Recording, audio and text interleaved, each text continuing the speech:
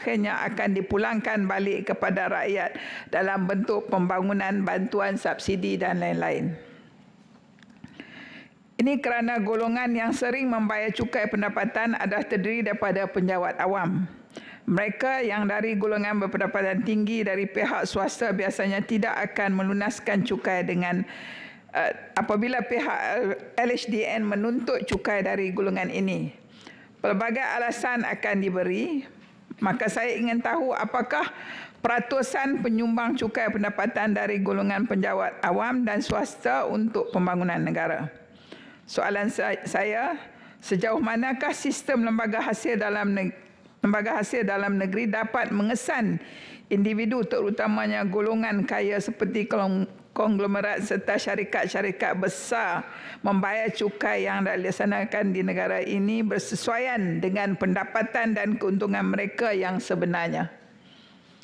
Ini penting agar selari dengan hasrat Perdana Menteri untuk melaksanakan dasar kemiskinan tegar yang diumumkan baru-baru ini, dan kutipan cukai tersebut seterusnya dapat menyumbang kepada dana pembangunan kerajaan dan membantu rakyat.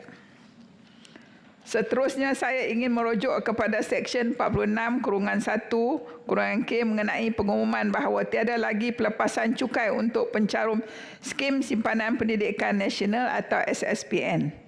Saya difahamkan perkara ini telah menimbulkan pelbagai reaksi dan menjemput kritikan daripada pelbagai pihak, khususnya pencarum SSPN.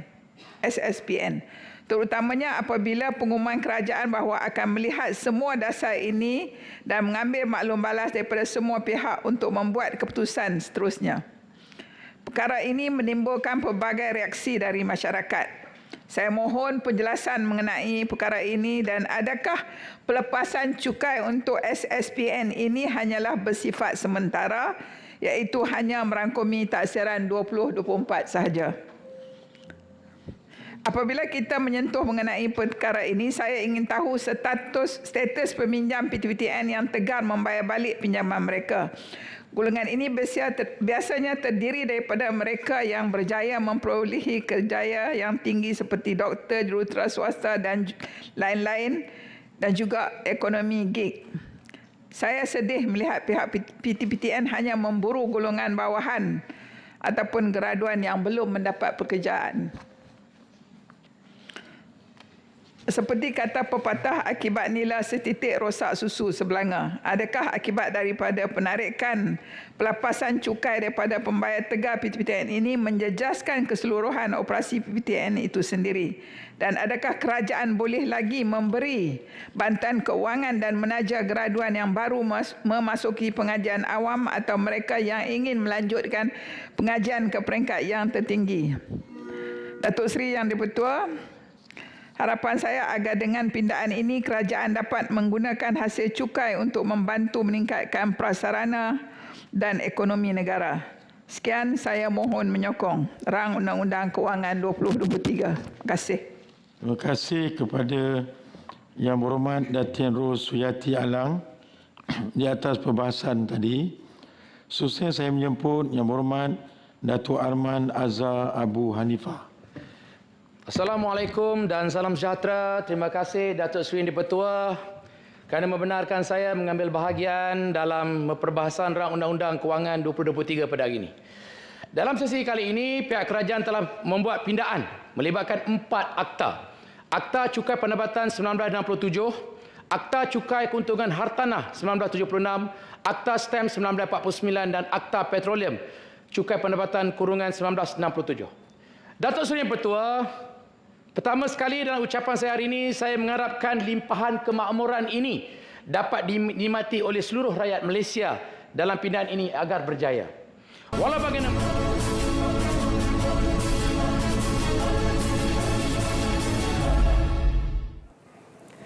Baik, bertemu kembali. Saya mengambil sedikit ruang ini untuk berkongsi kepada anda beberapa perkara yang telah pun dibahaskan dan juga dibincangkan di Dewan Negara. Rang Undang-Undang Perbekalan Tambahan 2022 yang dibentang sebelum ini untuk 2023 bagi bacaan kali kedua telah pun dibaca kali ketiga dan telah pun diluluskan di Dewan Negara. Dan ketika ini berada di tangga yang kedua iaitu Rang Undang-Undang Kewangan 2023. Ketika ini masih lagi sedang dibahaskan untuk bacaan kali yang kedua. Ada beberapa lagi RUU yang akan terus dibentangkan di Dewan Negara untuk bacaan kali yang kedua dan seterusnya bacaan-bacaan yang berikutnya sebelum diluluskan dan sebagainya. Itu perkara yang dibincangkan dan awal tadi ada menyebut tentang soal perbahasan berkenaan dengan pengeluaran KWSP dan sebagainya sudah pun dibahaskan dengan panjang lebar di Dewan Negara. Ini semuanya adalah rentetan daripada perbincangan di Dewan Rakyat dan dibawa ke Dewan Negara. Ini bermakna dua sudah pun dibentangkan ketika ini, bermakna ada lebih kurang dalam 6 RUU lagi yang akan dibacakan untuk bacaan kali kedua di Dewan Negara. Baik saudara,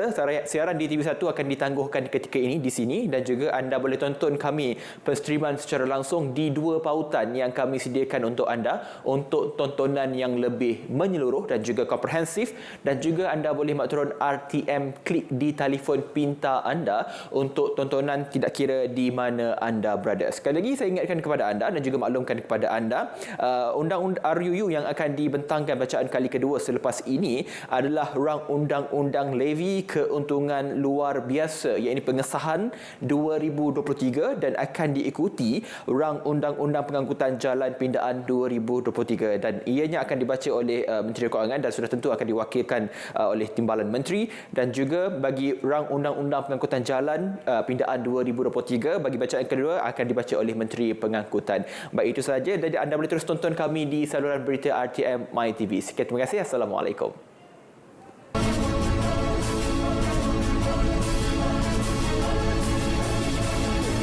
Ada satu akaun di media sosial, di Facebook, iaitu LHDN Cari Siapa.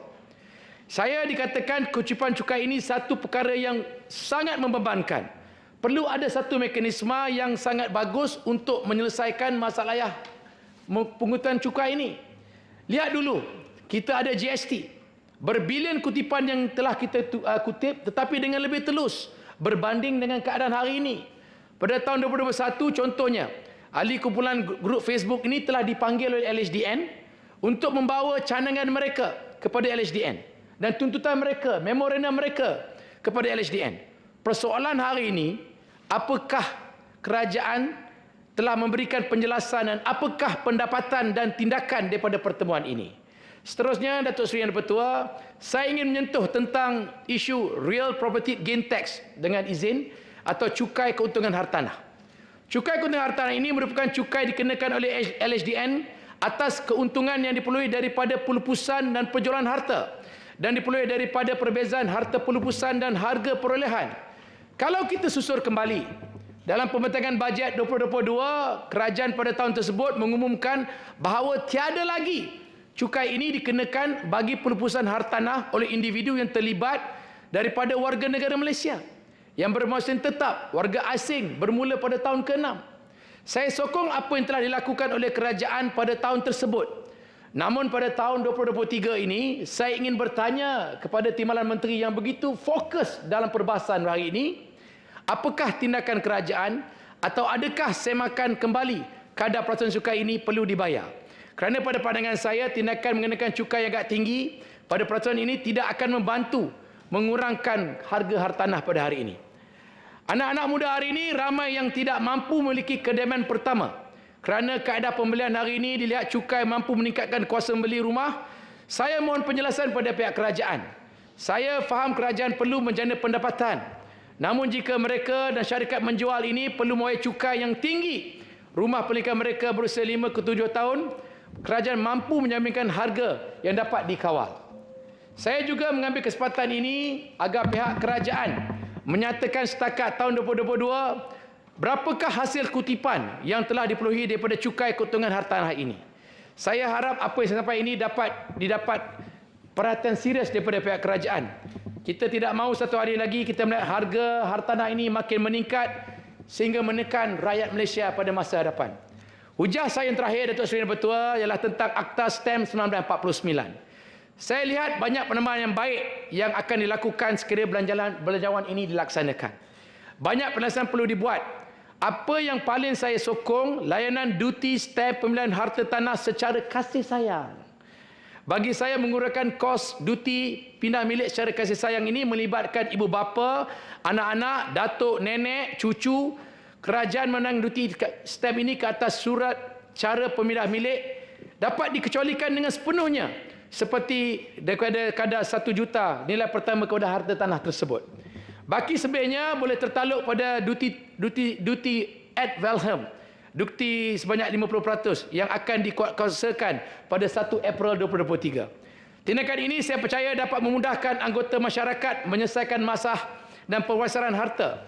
Jika sebelum ini banyak melibatkan proses pindah harta ini kerana masalah tentang pembayaran cukai. Saya juga ingin memohon supaya selari dengan penyelesaian ini kerajaan agar birokrasi red tape ini dapat dikurangkan. Juga mengharapkan dapat minimum segala tiada masalah yang timbul di antara kaki tangan kerajaan yang bertugas dengan rakyat.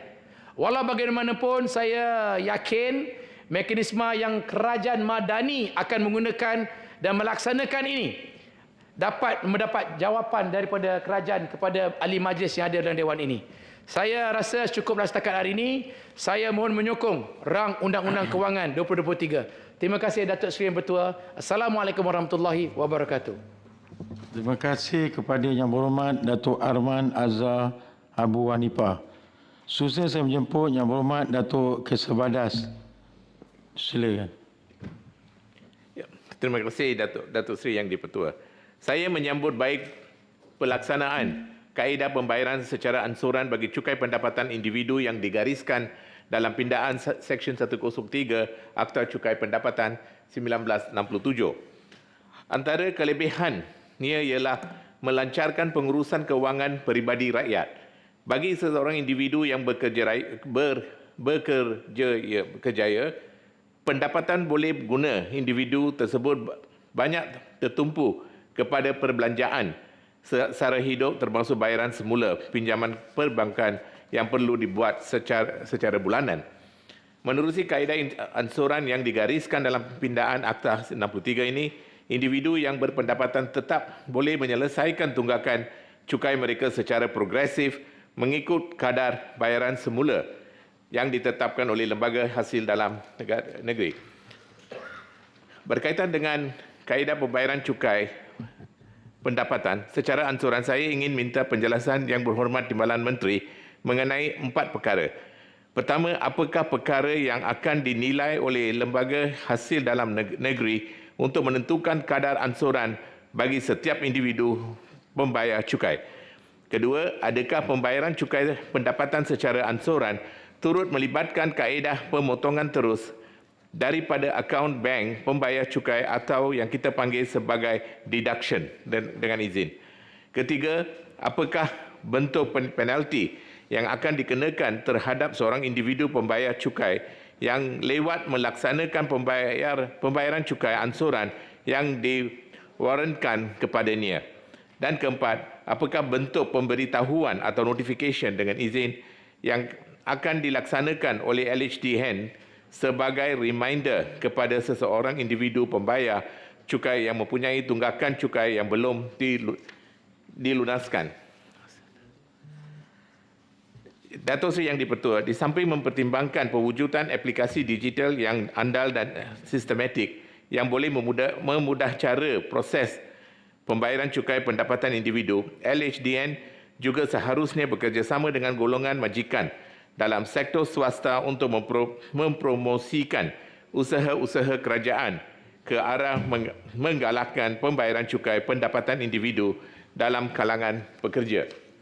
Kerjasama antara LHDN dengan sektor swasta yang saya nyatakan tadi berupaya mengingatkan kepekaan serta kefahaman golongan pekerja terhadap penyediaan pelbagai pemudah cara yang disediakan oleh kerajaan kepada rakyat untuk melakukan pembayaran cukai mengikut kemampuan kewangan mereka.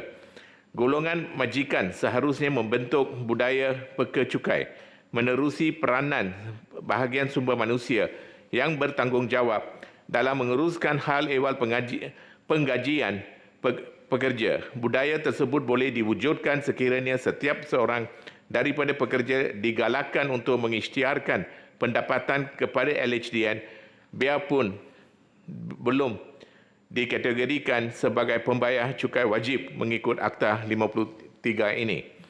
Datuk Seri Yang di-Pertua, sekian sahaja ucapan perbahasan saya rang Undang-Undang Kewangan Pindaan 2023. Saya mohon menyokong. Sekian, terima kasih.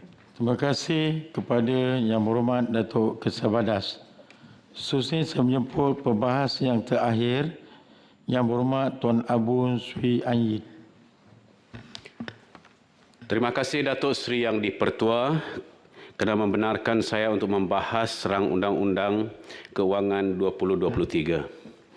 Saya akan membincangkan tentang beberapa perkara. Sebelum saya terlupa, Datuk Seri Yang di-Pertua, saya ingin bertanya kepada Timbalan Menteri Keuangan bahawa diberitakan bahawa aisuri yang pernah diperkenalkan ataupun mungkin masih diperkenalkan bakal ditamatkan. Adakah berita ini benar? Jika ianya ditamatkan, ini akan banyak mengecewakan ibu-ibu yang mungkin mencarum di dalam aisuri ini. Yang seterusnya, Datuk Seri Yang di-Pertua, saya melihat kepada pindaan ataupun penambahan Seksyen 30C di dalam rang Undang-Undang Keuangan 2023 ini adalah satu yang sangat baik, di mana tarikh tamat untuk membayar cukai berkenaan adalah pada 30 Jun. Sama ada kerajaan bersedia ya bagi pembayar cukai individu yang selalu diminta untuk membayar cukai setiap ataupun tanggungjawab membayar cukai ini setiap tahun, iaitu pada 30 hari bulan Mac setiap tahun ya. Jadi adakah kerajaan bersedia jika perkara ini juga ditetapkan kepada pembayar-pembayar cukai individu ataupun syarikat-syarikat yang lain?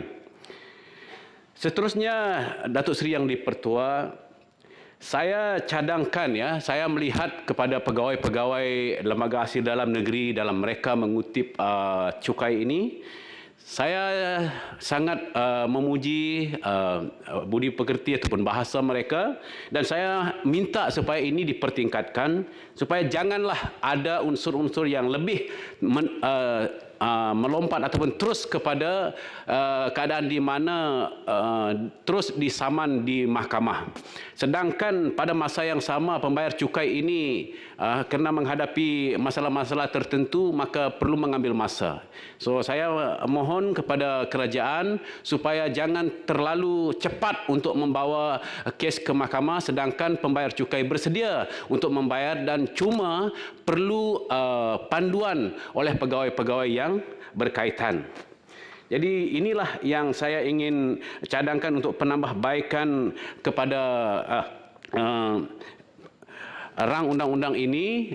Dan seterusnya adalah berkaitan dengan apabila ada tunggakan ya, kerana ada orang yang baru bekerja dan belum mahir di dalam hal ehwal percukaian ini, maka didapati ya, mungkin mereka tidak sedar, didapati mereka sepatutnya membayar cukai tetapi sudah leka ataupun alpa, bukan disengajakan, sehingga kan ada tunggakan mereka yang perlu bayar. Jadi maka diminta, kerajaan meminta mereka membayar sampai 30%. Jadi mereka untuk mencapai jumlah 30% ini sangat berat. Jadi apabila dia sangat berat, maka ini sudah menjadi satu berbentuk hukuman kepada orang yang baru ini, sedangkan mereka bersedia untuk membayar cukai tetapi kena mencari jumlah 30%. Kalau contohnya 100,000, sedangkan 30% ini adalah 30,000.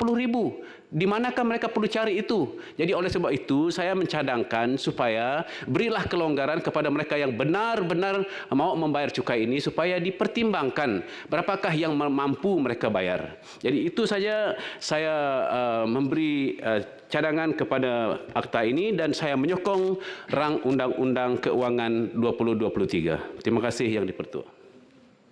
Terima kasih kepada Yang Berhormat Tuan Abun Sri Anyit di atas perbahasan tadi. Sekarang saya menjemput Yang Berhormat Timbalan Menteri untuk menjawab.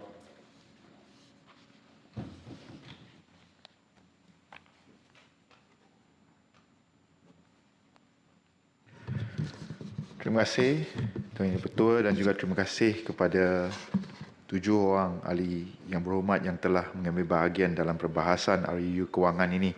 Saya jawab dulu soalan-soalan ataupun isu-isu yang dikemukakan oleh YB Senator Dr. Wan Martina binti Wan Yusof tentang terlebih dahulu tentang cukai, pelepasan cukai untuk anak-anak OKU pembelajaran yang telah dibangkitkan, iaitu sejumlah RM4,000 yang Dr. Hatta pun ada bangkitkan, menyatakan bahawa jumlah amount ini tidak mencukupi.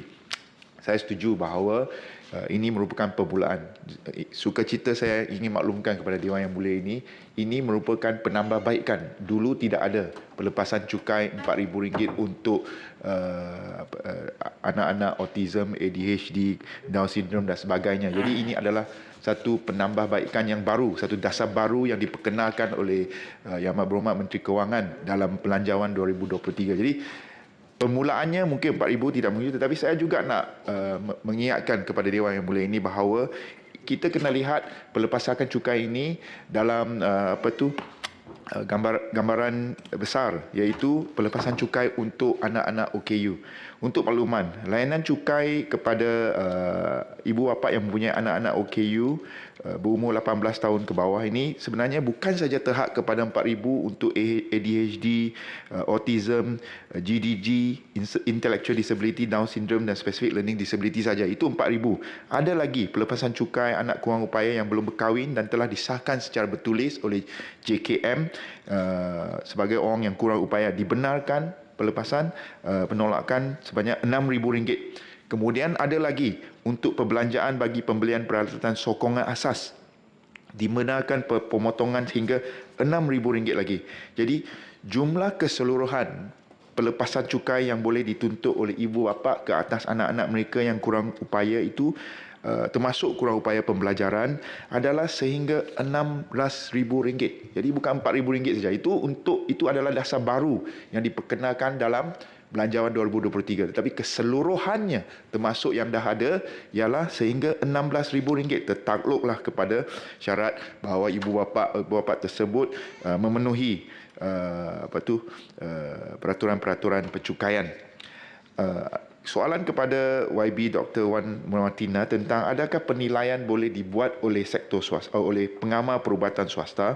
Sebenarnya penilaian dibenarkan. Sektor swasta ini ataupun pengamal perubatan swasta ini dibenarkan tertakluk kepada satu pemeriksaan bagi tujuan diagnosis yang disahkan oleh pengamal perubatan yang berdaftar dalam Majlis Perubatan Malaysia MPM, dan keduanya program intervensi awal serta rawatan pemulihan yang dijalankan oleh pengamal profesion kesihatan bersekutu yang berdaftar di bawah Akta Profesion Kesihatan Bersekutu 2016. Soalan tentang SSPN, ada beberapa orang senator turut membangkitkan isu SSPN ini. YB Hatta, Dr. Wan Martina, siapa lagi? Dr. Senator Datin Ros Suryati. Untuk Parlimen, izinkan saya ataupun sukacitanya saya menyatakan di sini bahawa RUU tadi bertujuan untuk mengembalikan, tadi kata dah dihapuskan dan sebagainya, untuk mengembalikan, memulihkan semula pelepasan cukai bagi simpanan SSPN. Dan sebenarnya bila kata YA 2024 ataupun tahun taksiran 2024, sebenarnya ia merujuk kepada tahun membayar cukai 2025. Jadi akan dilanjutkan sehingga YA ataupun tahun taksiran 2024. Kita akan sebenarnya dasar pelepasan cukai SSPN ini dia bukan satu dasar yang orang kata fix ataupun memang dasar yang tak ubah-ubah.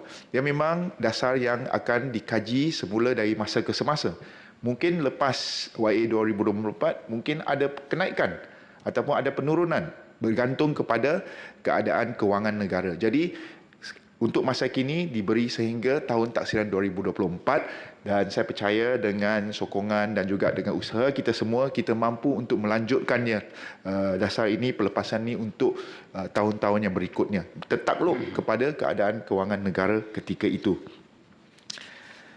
Tentang sistem taksiran sendiri yang mungkin dikuatiri tidak tepat, sebenarnya pengiraan secara manual mempunyai risiko yang lebih tinggi, risiko kesilapan yang lebih besar. Justru itu pindaan kredit ini telah mewajibkan pengemukaan secara e-filing, secara elektronik bagi meningkatkan ketepatan ataupun mengurangkan sebarang kesilapan dan kekilafan dalam pengiraan cukai oleh pembayar cukai dan seterusnya. Sudah tentu untuk mengelakkan penalti ataupun denda apabila mereka diaudit.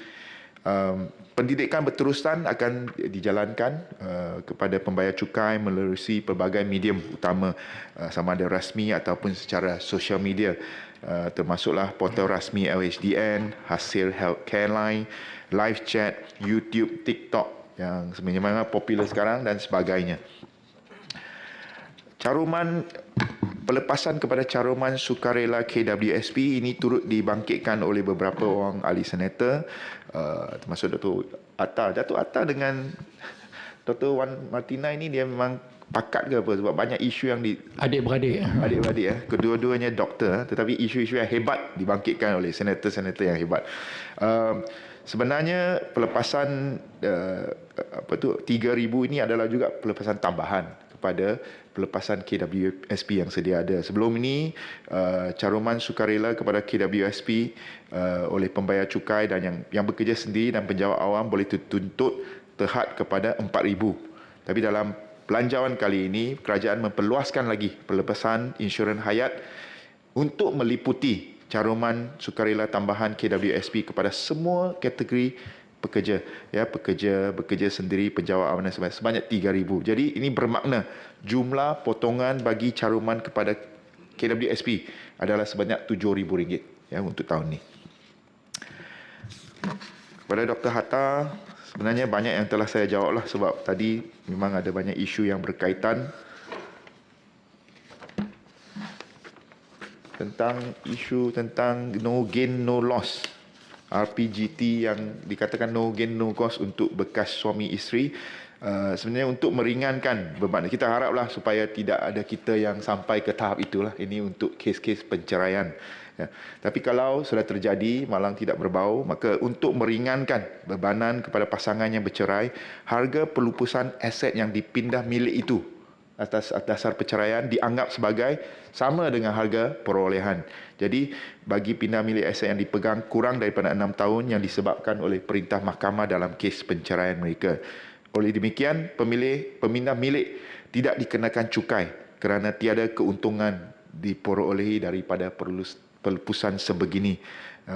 Sekiranya jika ini tidak dipindah, maka sebarang serahan atau pindah milik sebegini sama ada ia melibatkan sebarang balasan atau tidak merupakan suatu pelupusan yang tertakluk kepada cukai. Jadi Dr. Atta, dalam kes yang kita kira tak ada orang yang nak sampai ke tahap itu, kerajaan membenarkan dilihat pelupusan harta tersebut atau pemindahan milikkan harta tersebut dilihat sebagai no gain no loss. Sekali lagi, semoga kita tidak sampai ke tahap inilah. Pada YB Senator Tuan Isaiah, anak lelaki di Jacob, yang sememangnya merupakan juara baru kita untuk komuniti OKU.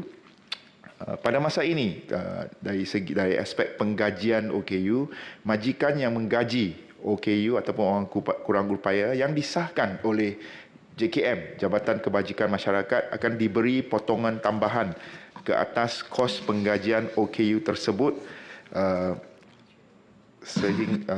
Dan insentif ini masih lagi berterusan. Insentif ini masih berterusan. Keduanya, kerajaan juga menyediakan potongan cukai kepada pembayar cukai orang kurang upaya untuk pelepasan diri sendiri sebanyak RM9,000. Pembelanjaan bagi pembelian peralatan sokongan asas oleh pembayar cukai kurang upaya dibenarkan pula potongan hingga RM6,000 untuk kegunaan orang kurang upaya tertakluk kepada individu tersebut berdaftar dengan Jabatan Kebajikan Masyarakat. Kita akan lihat tentang isu PDK tersebut dan saya akan bangkitkan kepada kementerian yang berkaitan supaya cadangan YB Senator akan diambil perhatian dan dipertimbangkan. Pada Senator Datin Ros Suryati tentang adakah RU ini cukup untuk mengurangkan ketirisan pembayaran cukai. Seperti yang saya maklumkan tadi, sebenarnya apabila kita buat pindaan untuk mewajibkan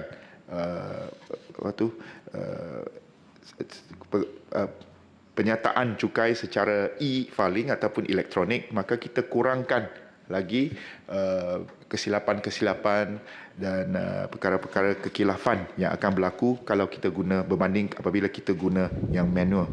LHDN akan menggunakan pendekatan berteraskan konsep AES, iaitu dengan izin, awareness, education dan servis dalam pentadbiran cukai. Kita menyokong program mendaftarkan penggunaan nombor pengenalan cukai ataupun TIN kepada semua individu berdasarkan maklumat Jabatan Pendaftaran Negara yang telah pun bermula. Ya, program TIN ataupun dasar TIN ini telah pun bermula dengan dari data yang diperoleh, maka ia akan meluaskan lagi jaringan pembayar cukai termasuk mengesan individu konglomerat. Ini merupakan satu dasar baru yang telah diperkenalkan dengan tujuan untuk memperkukuhkan lagi sistem percukaian kita dan mengelakkan individu-individu sama ada dari termasuk konglomerat untuk melepaskan diri daripada sistem percukaian.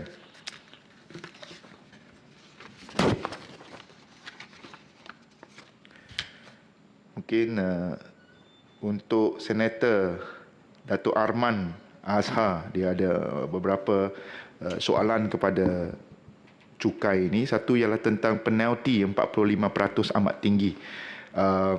Saya suka cerita untuk memaklumkan bahawa seperti yang telah diumumkan dalam Belanjawan 2023 yang lalu, LHDN dan Jabatan Kastam Diraja Malaysia akan melaksanakan semula program pengakuan secara sukarela. Melalui program tersebut, penalti yang akan ditawarkan ialah bukan 45%, Tuan Senator Arman, 0%, ya, bagi pengakuan sukarela kepada LHDN yang dibuat dalam tempoh setahun bermula 1 Jun 2023 hingga 31 Mei 2024. Mana-mana individu yang tidak berkemampuan dan tidak pernah mengikrarkan cukai sebelum ini, saya sarankan ahli-ahli Dewan Yang Mulia ini dan pemimpin-pemimpin di luar sana untuk menggalakkan supaya mereka yang ada isu dengan bayaran cukai boleh ambil bahagian dalam program pengakuan secara sukarela. Rakyat bayar cukai dahulu baru buat semakan. Ya, pindaan untuk mengenakan syarat supaya pembayar cukai membayar dahulu cukai adalah bertujuan untuk memastikan kepentingan negara dan pembayar cukai ini terjaga. Ya, kita nak pastikan supaya hasil tiada ketirisan terutamanya dalam sistem pencukaian dan pungutan hasil cukai. Walau bagaimanapun, kita akan sentiasa, terutamanya SDN dan Jabatan Bahagian Cukai akan dari semasa ke semasa mengambil kira maklum balas daripada orang awam, daripada profesional di luar sana tentang sistem pencukaian kita untuk ditambah baikkan. LHDN cari siapa perlu. Ada mekanisme untuk kutipan hasil dia. YB Senator Tuan Arman, dia sebut tentang GST. Sebenarnya GST dengan cukai pendapatan adalah dua perkara yang berbeza. Ya, jadi mungkin tidak patut disamakanlah. Cukai GST merupakan cukai consumer, manakala cukai pendapatan merupakan cukai income, pendapatan yang diterima hasil individu dan syarikat. Jadi ini dua perkara yang tidak sama. Tidak boleh kata kalau buat GST akan gantikan income tax. Tidak ada perbandingan sebegini. Dan kerajaan telah pun memaklumkan untuk beberapa kali, ya, termasuk saya sendiri, termasuk Yang Amat Berhormat Menteri Kewangan, Yang Amat Berhormat Timbalan Menteri Kewangan satu, kita telah maklumkan bahawa kini bukan masa yang sesuai. Mungkin ada yang kata GST ini ada kebaikan-kebaikannya, tetapi mengikut kajian, golongan berpendapatan rendah akan mengalami kos pembayaran cukai yang lebih tinggi mengikut rasio pendapatan mereka. Jadi cukai ini dah pun melalui dapatan-dapatan oleh think tank dan sebagainya terbukti membebankan golongan yang berpendapatan rendah berbanding golongan yang berpendapatan tinggi. Justru kita perlu menelitikan suatu masa yang lebih sesuai, dan masa kini dalam tempoh pemulihan pasca pandemik memang belum lagi masa untuk kita mempertimbangkan pelaksanaan GST. RPGT, kerajaan telah menyimak semula kadar cukai keuntungan hartanah bagi individu yang warga negara yang melupuskan hartanah tahun ke-6. Buat masa ini, tiada cadangan untuk simakkan semula kadar cukai keuntungan hartanah tersebut. Untuk menjawab soalan Datuk Arman, hasil kutipan cukai keuntungan hartanah bagi tahun 2009 hingga 2022 adalah panjang. Saya rasa saya tak jawab ni, saya bagi secara bertulis, lebih senang untuk beliau menelitikan dan menelaah.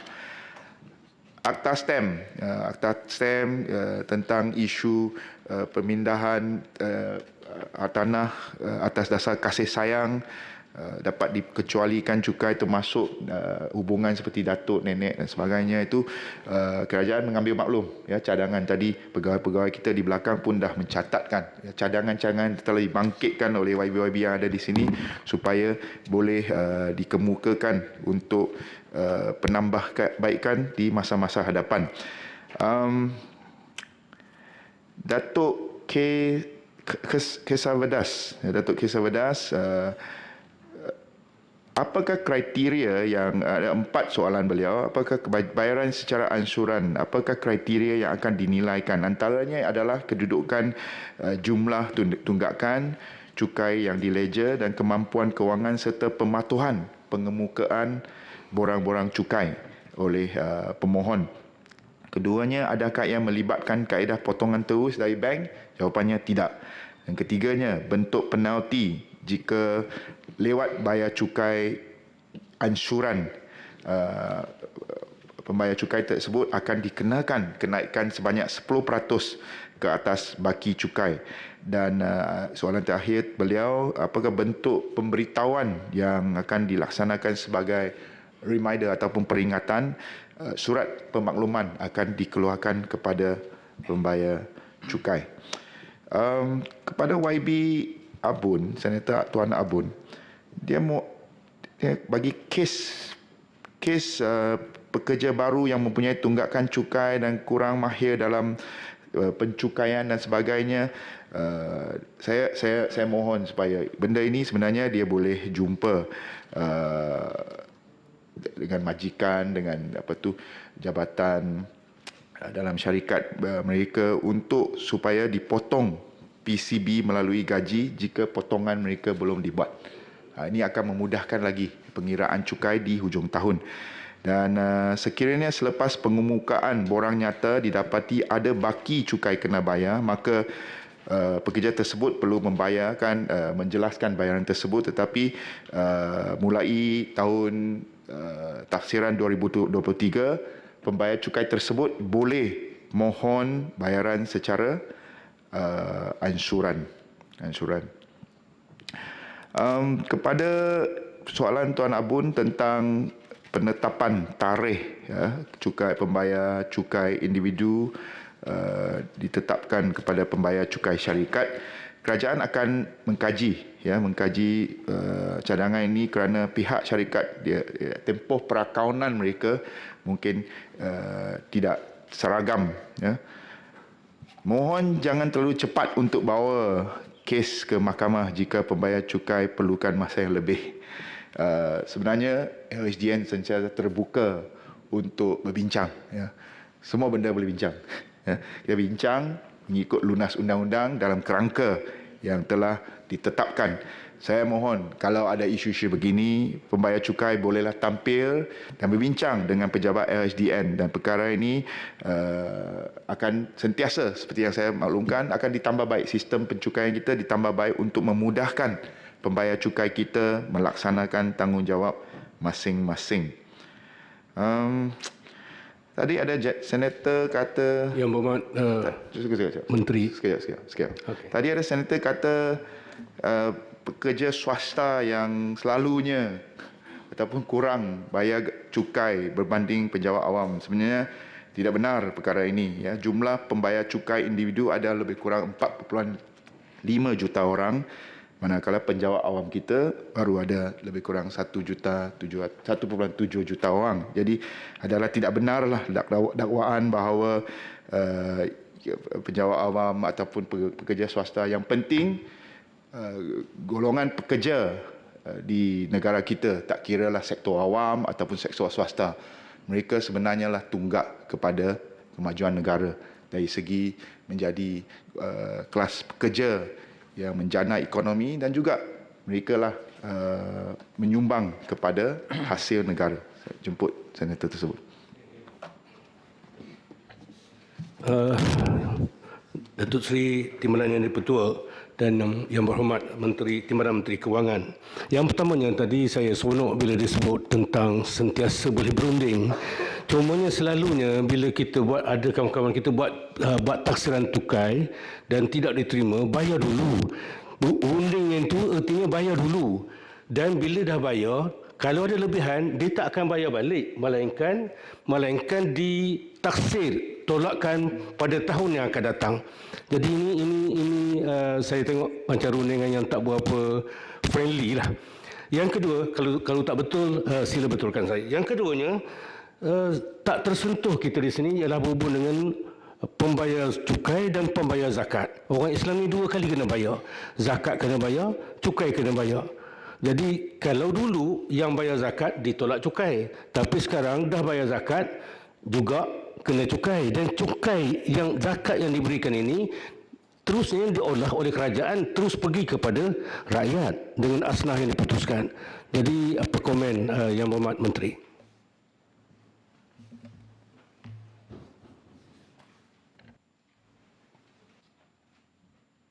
Terima kasih Senator Tuan Hussein.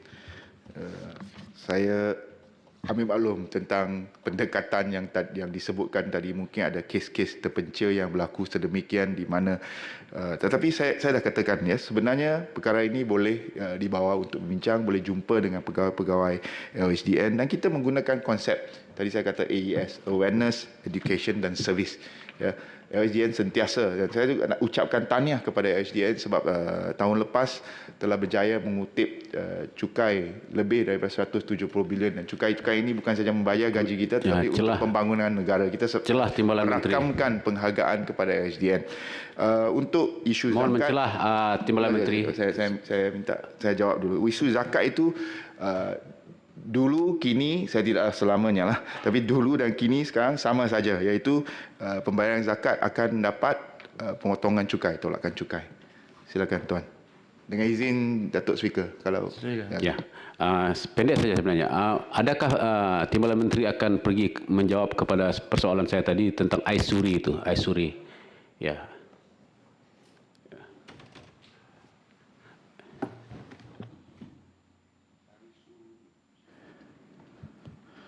Aisuri setakat ni memang tidak ada apa-apa keputusan untuk pemansuhan. Mungkin kita boleh rujuk kepada jabatan berkenaan untuk dapatkan maklumat yang terkini lah. Tapi untuk saya setakat ini tiada apa-apa keputusan tentang Aisuri. Terima kasih. Dan dengan itu saya rasa kalau ada yang belum terjawab, saya mohon untuk memberikan pegawai memberikan secara bertulis, terutamanya tentang angka-angka yang diminta itu. Sebenarnya dah ada, tapi saya rasa nak baca angka itu lebih baik kita berikan secara bertulis untuk mudah ditelaah. Jadi saya ucapkan terima kasih kepada semua senator yang terlibat. Terima kasih kepada Datuk Speaker atas peluang untuk membahaskan RUU ini. Terima kasih. Terima kasih kepada Yang Berhormat Tuan Steven Sim Chi Kiong, Timbalan Menteri Kewangan, di atas jawapan-jawapan yang telah diberikan. Ahli-ahli Yang Berhormat, sekarang saya kemukakan masalah kepada majlis bagi diputuskan. Masalahnya ialah bahawa rang undang-undang ini dibacakan kali yang kedua sekarang. Ahli-ahli Yang Berhormat yang bersetuju kata bersetuju. Yang tidak kata tidak. Lebih suara yang bersetuju. Rang undang-undang ini dibacakan kali yang kedua sekarang.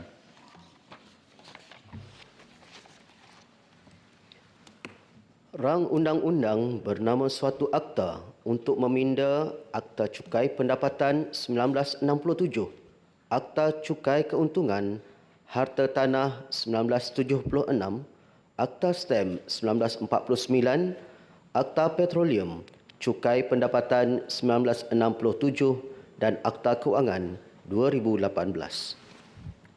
Majlis dalam jawatankuasa.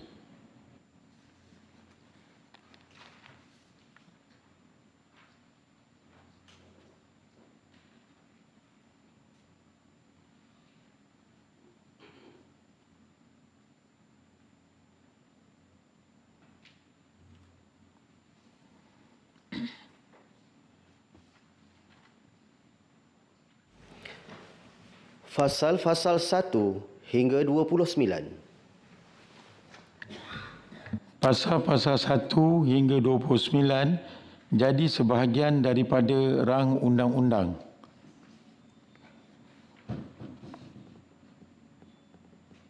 Tuan Pengerusi, saya mohon mencadangkan rang undang-undang ini dimaklumkan kepada majlis sekarang. Ahli-ahli yang berhormat, masalahnya ialah bahawa rang undang-undang ini dimaklumkan kepada majlis sekarang. Ahli-ahli yang bersetuju kata bersetuju. Yang tidak bersetuju kata tidak. Lebih suara yang bersetuju. Majlis bersidang semula sebagai majlis mesyuarat.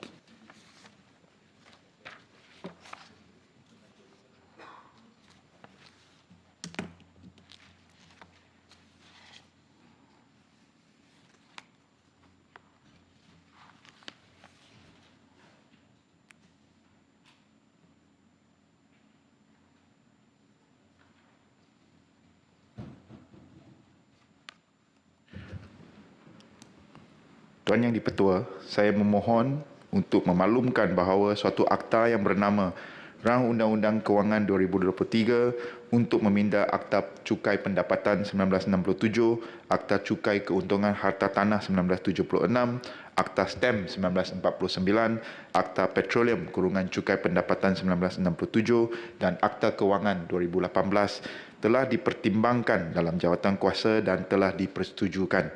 Saya mohon mencadang iaitu arang undang-undang ini dibaca kali yang ketiga dan diluluskan sekarang. Siapa menyokong?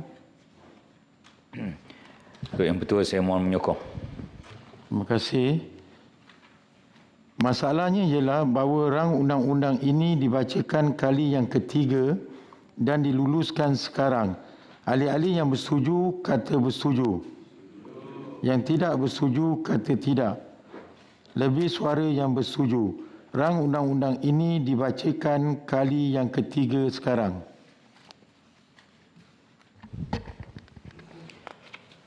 Rang undang-undang bernama suatu akta untuk meminda Akta Cukai Pendapatan 1967, Akta Cukai Keuntungan Harta Tanah 1976, Akta Stem 1949, Akta Petroleum Cukai Pendapatan 1967 dan Akta Kewangan 2018.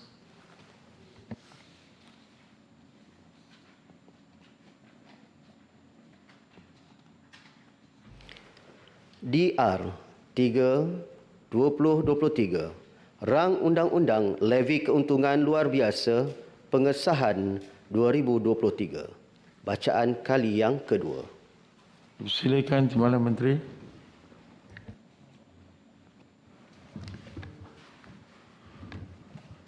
Tuan Yang Dipertua, saya mohon mencadangkan rang undang-undang bernama suatu akta yang mengesahkan pengenaan levy dan pemungutan levy keuntungan luar biasa dan untuk menanggung rugi kerajaan Malaysia dan pegawai-pegawainya yang tertentu berkenaan dengan levy keuntungan luar biasa yang telah dikenakan, dilevy dan dipungut di seluruh Malaysia semasa tempoh dari 1 Januari 1999 hingga 31 Januari 2023 dibacakan untuk kali yang kedua sekarang.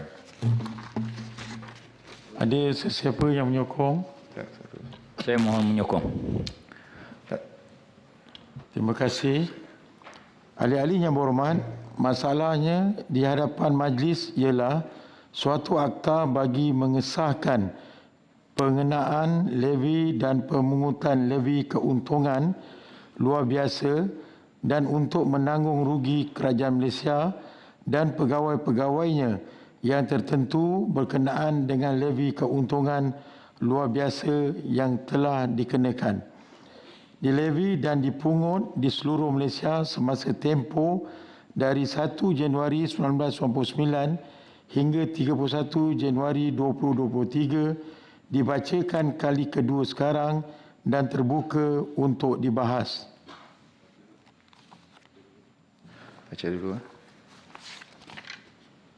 Ahli-ahli yang berhormat, di hadapan saya ada 6 ahli yang berhormat akan berbahas.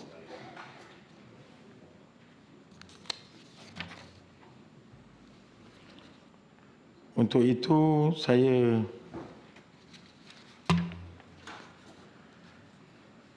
menjemput Menteri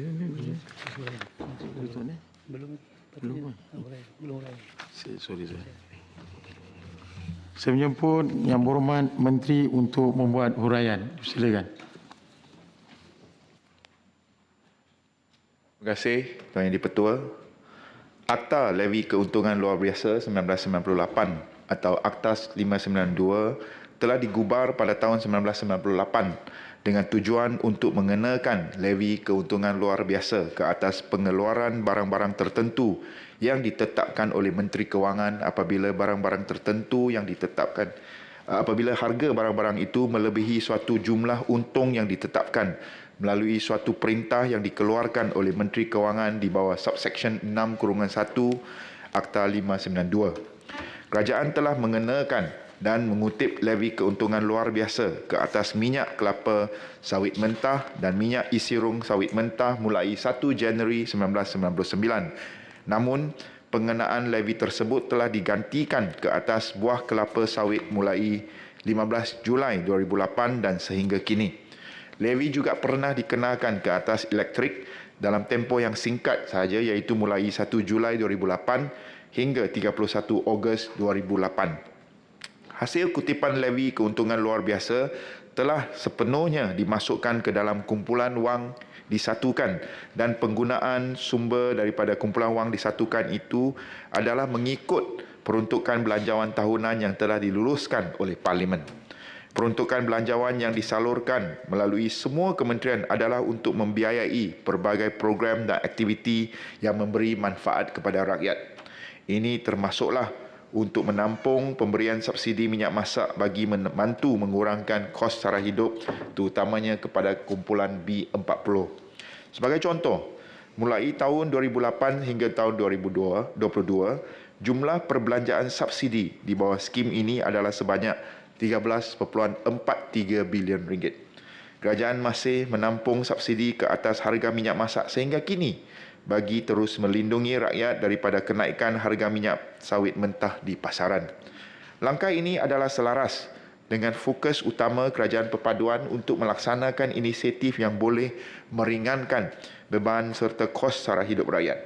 Sehubungan itu, kerajaan amat menghargai sumbangan yang telah diberikan oleh pengusaha ladang dan pekebun kelapa sawit yang selama ini telah membayar levy keuntungan luar biasa yang dibayar dan dapat membantu kerajaan untuk melaksanakan pelbagai agenda program pembangunan negara demi kepentingan semua.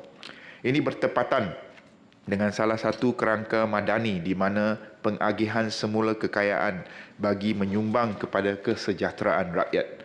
Tuan Yang di-Pertua, saya mohon menghuraikan setiap fasal di dalam rang undang-undang levy keuntungan luar biasa kurungan pengesahan 2023 yang hanya sebenarnya mengandungi 2 fasal seperti berikut.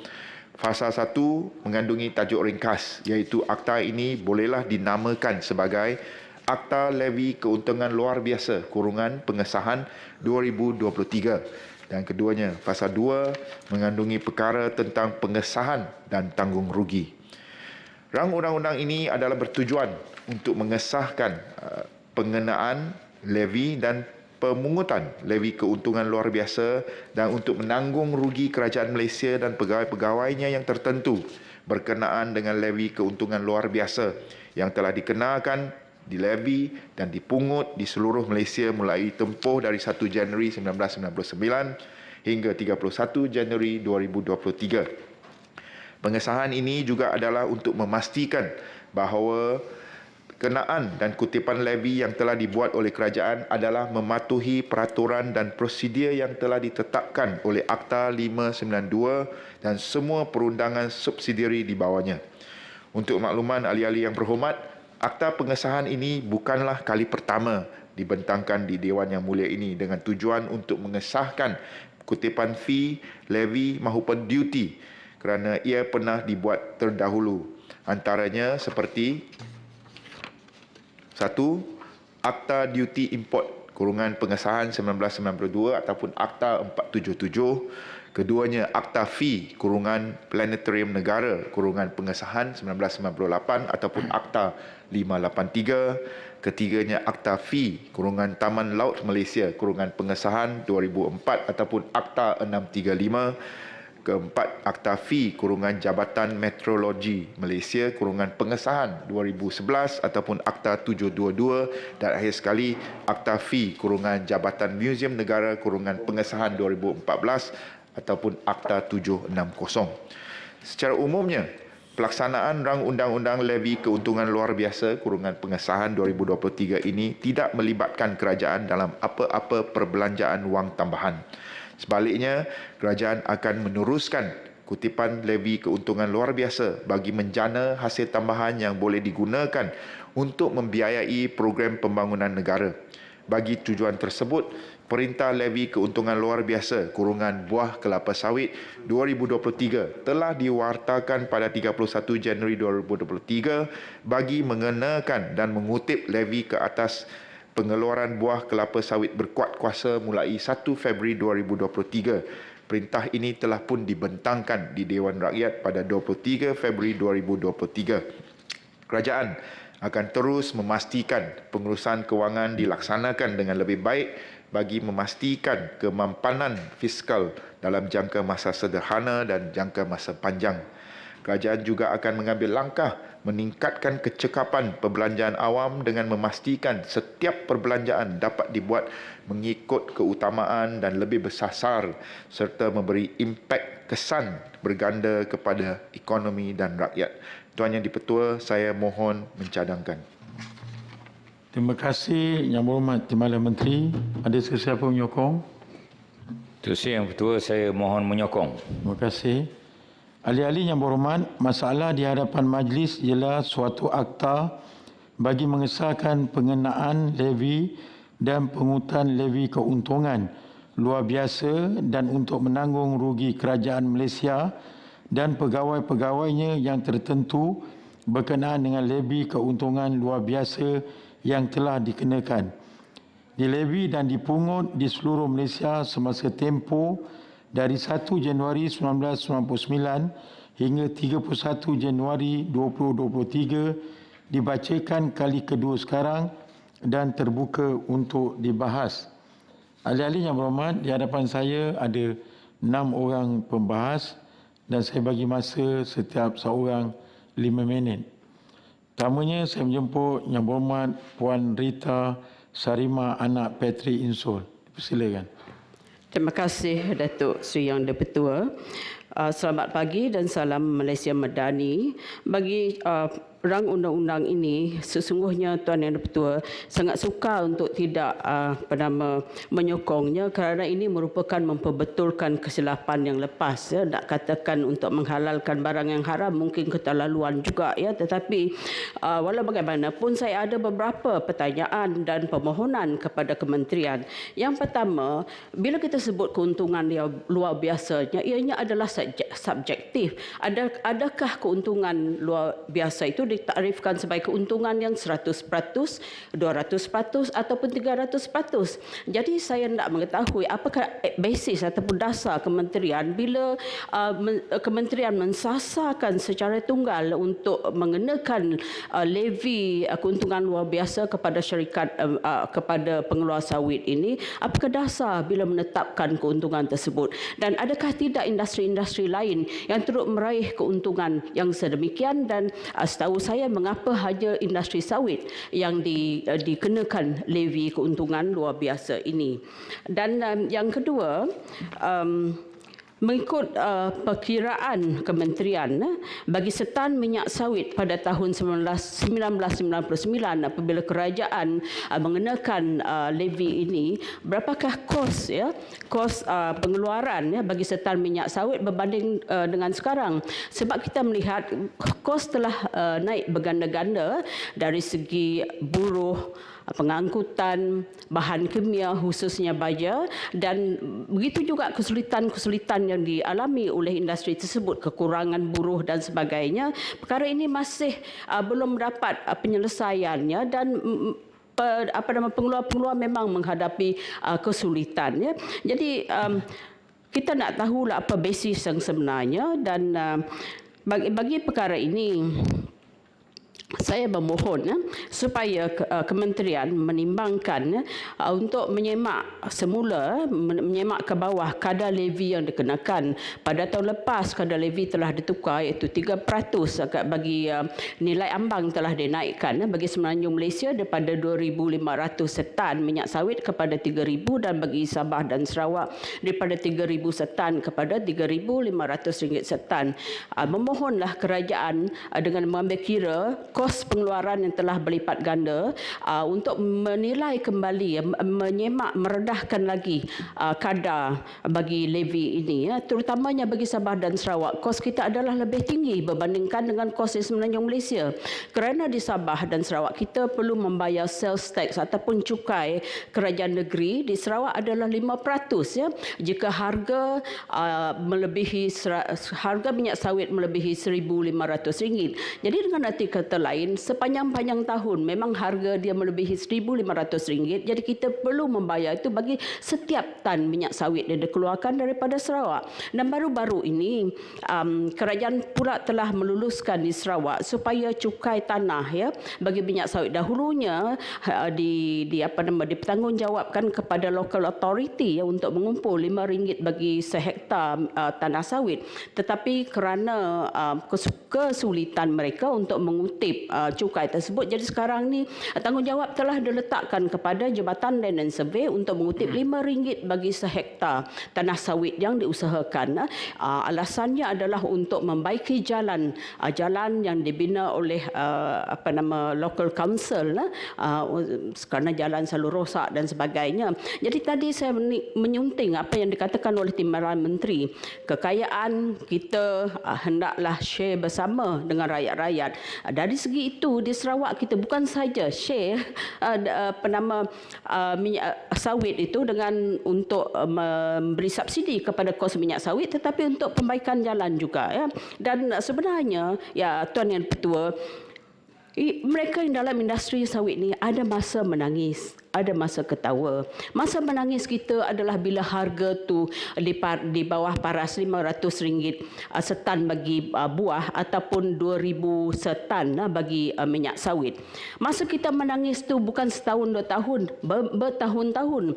Tahun 2016 sehingga tahun 2019 misalnya, harga adalah diambang 2,000 lebih, 2,300 dan sebagainya. Siapa yang menangis dengan kita? Kita sendiri yang menangis, pengeluar sawit. Tetapi bila harga tu naik sedikit, mulalah hendak menaikkan ses MPOP daripada RM14 kepada RM16 dinaikkan pada tahun yang lepas, dan kali ini levy keuntungan levy ini pun masih dikekalkan. Jadi oleh yang demikian, saya rasa ada dasar yang betul-betul mohon Malaysia kerajaan Malaysia Madani ini menyemak rendah lagi ya, ke bawah lagi kadar untuk levy tersebut. Dan kedua, mohon kerajaan juga menyediakan dana yang khas. Janganlah gunakan semata-mata untuk misalnya subsidize kos minyak masak dan sebagainya.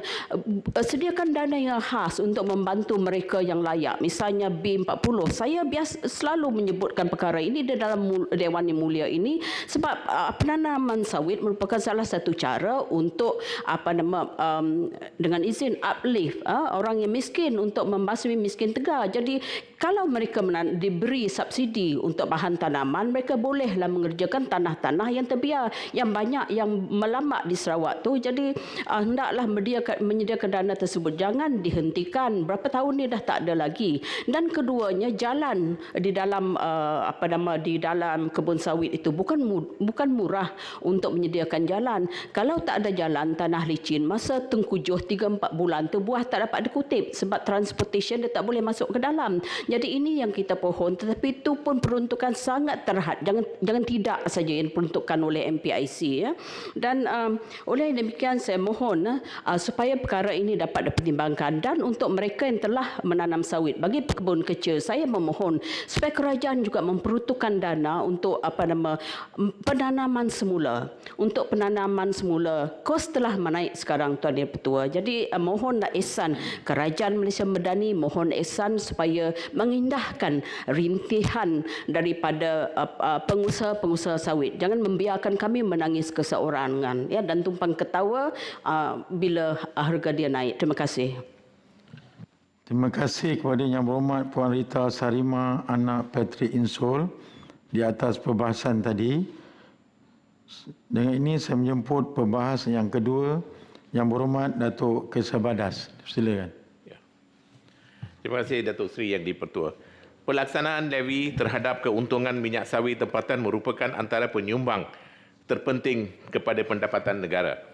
Pada Mac tahun lalu, Sabah merupakan negeri yang mencatatkan kadar ekspor minyak sawit yang paling tinggi berbanding negeri-negeri lain dengan jumlah perolehan sebanyak 1.8 bilion ringgit. Berdasarkan Kertas Statut 38, tahun Perintah Levy Keuntungan Luar Biasa Buah Kelapa Sawit 2023, nilai ambang levy keuntungan luar biasa sawit bagi Semenanjung dan Sabah, Sarawak telah dinaikkan. Nilai ambang bagi Semenanjung dinaikkan daripada RM2,500 kepada RM3,000, manakala bagi Sabah nilai ambang levy keuntungan luar biasa dinaikkan kepada RM3,500 daripada RM3,000. Di sebaliknya, kenaikan levy keuntungan luar biasa bagi keluaran minyak sawit mentah adalah satu persoalan penting yang sentiasa berlegar di fikiran saya. Adakah negeri yang membayar levy keuntungan luar biasa paling banyak dapat menikmati pulangan manfaat yang setara levy yang dibayar? Oleh itu, cukai atau levy yang dikutip daripada keuntungan industri minyak sawit tempatan harus distrukturkan semula untuk membolehkan negeri-negeri pendapatan rendah seperti Sabah yang turut menyumbang kepada produktiviti minyak sawit, negara dapat menikmati pulangan ekonomi daripada cukai keuntungan sawit yang disumbangkan oleh negeri itu. Secara peribadi, saya cenderung untuk melihat hasil levy keuntungan minyak sawit dapat digunakan oleh kerajaan untuk mewujudkan satu sistem subsidi industri untuk memfokuskan penyediaan sokongan kewangan tambahan kepada syarikat pengeluar sawit tempatan terutama dalam aspek penggajian. Menerusi penyediaan subsidi industri tersebut, kemampuan kewangan syarikat-syarikat pengeluar sawit untuk menggajikan tenaga kerja baru dapat diperkukuhkan. Sehubungan dengan itu, penawaran kadar gaji bermaruah seharusnya menjadi penekanan kerajaan untuk memastikan kadar pengajian yang ditawarkan oleh syarikat-syarikat sawit kepada tenaga kerja tempatan benar-benar berbaloi dengan beban tugas mereka. Seperti yang disebut dalam Pembentangan Belanjawan 2023, syarikat Sime Darby Plantation mempunyai itizam untuk menggajikan 100% tenaga kerja tempatan menjelang tahun 2027. Sebagai kementerian yang dipertanggungjawabkan dalam hal ehwal percukaian, Kementerian Kewangan seharusnya sudah mengenal pasti negeri-negeri yang berpendapatan rendah bagi mendirikan kilang-kilang sawit untuk berpotensi untuk menjadi pengeluar minyak sawit mampan dengan kadar keberhasilan serta kualiti yang tinggi untuk diekspor. Di samping penyediaan subsidi penggajian, Kementerian Keuangan juga boleh mempertimbangkan pelaksanaan potongan khas levy tahunan terhadap syarikat pengeluar minyak sawit yang menggajikan tenaga kerja tempatan dengan jumlah yang signifikan. Potongan khas levy tersebut boleh mendorong sesebuah syarikat pengeluar minyak sawit untuk melaksanakan kenaikan gaji tahunan yang kompetitif dan bermaruah untuk pekerja-pekerja mereka yang menyumbang secara aktif kepada keuntungan serta kelangsungan operasi syarikat. Penyediaan inisiatif galakan kewangan sebegitu diyakini mampu memulihkan semula imej Malaysia sebagai negara pengeluar minyak sawit mampan di peringkat global. Peningkatan kadar penyertaan tenaga kerja tempatan dalam sektor sawit berupaya menangkis segala dakwaan serta tomohan yang dilemparkan oleh sebilangan negara dunia terhadap kredibiliti industri sawit Malaysia yang kononnya manipulasi buruh-buruh asing untuk menguat keuntungan luar biasa. Datuk Seri Yang di-Pertua, sekian ucapan perbahasan saya mohon menyokong. Sekian, terima kasih. Terima kasih kepada Yang Berhormat Datuk Kesevadas di atas perbahasan tadi. Seterusnya saya menjemput Yang Berhormat Datuk Wira Dr. Muhammad Hatta Muhammad Ramli. Silakan. Terima kasih Datuk Seri Yang Bertuah. Assalamualaikum warahmatullahi wabarakatuh. Kita mengucapkan terima kasih kepada Menteri atas usaha untuk melegalize semua transaksi yang telah berlaku di antara tarikh 1 tahun 1999 hingga 31 Januari tahun ini.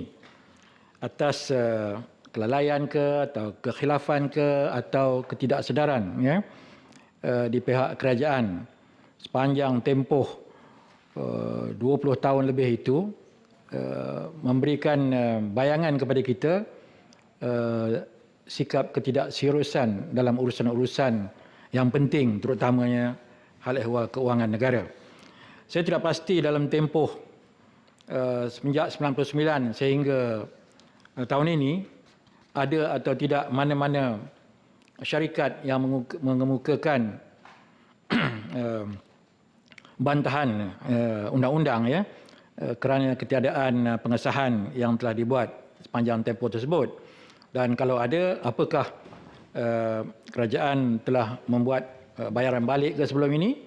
Kerana dalam peruntukan yang ada pada di depan kita, ianya adalah berkaitan dengan tindakan atau proceeding yang akan dibuat selepas pada ini atau yang sedang ada di pihak arbitration ataupun mahkamah tidak akan diberikan ruang dan dikira bahawa semua urusan tersebut dianggap sah kerana rang undang-undang hari ini telah di-backdatekan. Adakah kerajaan juga akan meneliti di mana punca kesilapan yang lepas, kerana ini merupakan satu contoh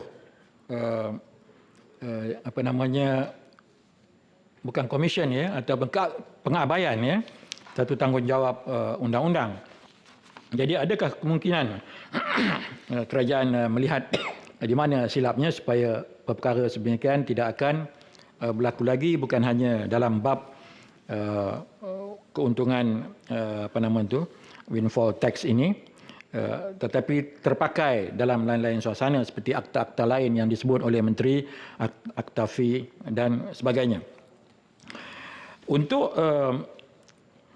levy kepada hasil sawit yang memberikan keuntungan besar pada ketika-ketika tertentu, adakah kerajaan bercadang untuk memfokuskan hasil kutipan levy itu balik kepada industri yang berkenaan?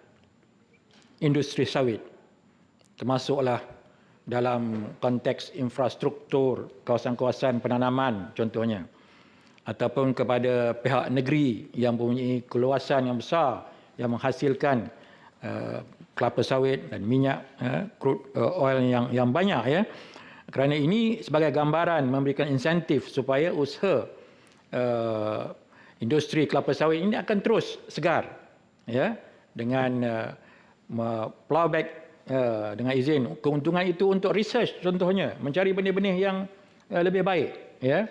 Kalau begitu yang kita buat, nescaya rungutan daripada rakan Senator Salimah tadi tidak akan timbul kerana hasil itu dikembalikan kepada industri. Tetapi saya tidak pasti ya, kemungkinan dia masuk ke dalam tabungan wang negara kita dan digunakan untuk berbagai-bagai ya. Yang keduanya, apakah kerajaan menumpukan windfall tax ini dengan izin ke atas sawit? Kerana kita biasa dengar ada komoditi lain ya, dan barangan lain yang mendapat keuntungan besar, syarikat untung berbilion dalam satu ketika, terutamanya dalam pembuatan latex glove ya, daripada getah ya.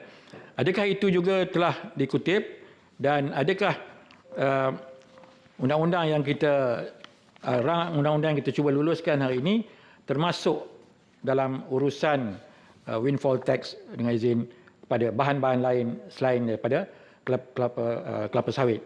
Kalau ini berlaku, saya rasa ianya juga akan memberikan rasa keselesaan kepada pengusaha kelapa sawit bahawa bukan kita je kena, orang lain mungkin kena juga. Itu sebagai pelembut kata orang ya. Jadi Tan Sri Yang Dipertua, saya mohon menyokong. Terima kasih kepada Yang Berhormat Senator Datuk Wira Dr. Muhammad Hatta. Yang Berhormat Datuk Ajis Setin.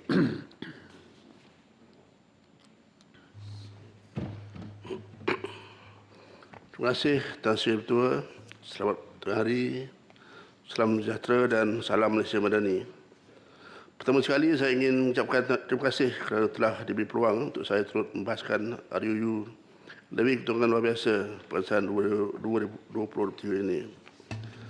Tan Sri Ketua, tidak dinafikan bahawa kelapa sawit adalah salah satu komuniti yang telah memberikan sumbangan besar kepada kesejahteraan negara. Kelapa sawit telah diusahakan oleh sekecil-kecil petani secara diri di pedalaman sehinggalah kepada konglomerat besar seperti Felda, Samin Nabi dan sebagainya. Kelapa sawit telah memberikan sumbangan besar ke atas peningkatan ekonomi rakyat di negara ini selain daripada getah. Tan Sri Yang Ketua, harga pasaran sawit di negara ini ditetapkan oleh Lembaga Kelapa Sawit Malaysia atau MPOB. Di peringkat pelaksanaan pula, harga sawit ditentukan oleh kilang-kilang kelapa sawit berdasarkan kadar perahan tandan kelapa sawit segar atau OER semasa. Biasanya OER diberikan cuma 19%, bermakna kilang akan membayar sebanyak 19% daripada harga minyak sawit MPOB bagi setiap tan metrik kelapa sawit segar yang datang ke kilang. Pada masa sekarang, setiap tan metrik kelapa sawit segar yang dibawa ke kilang akan dikenakan potongan sebanyak RM16 sebagai ses MPOB, RM36 sebagai cas pengangkutan dan RM60 sebagai kos prosesan kilang, serta 3% di atas nilai ambang cas levy keuntungan luar biasa. Cas-cas ini agak membebankan kepada peladang-peladang kecil yang tidak mempunyai kilang pemprosesan minyak sawit sendiri, terutamanya peladang-peladang bumi putra yang berkelulusan antara 100 ekar sehingga mungkin 1000 ekar.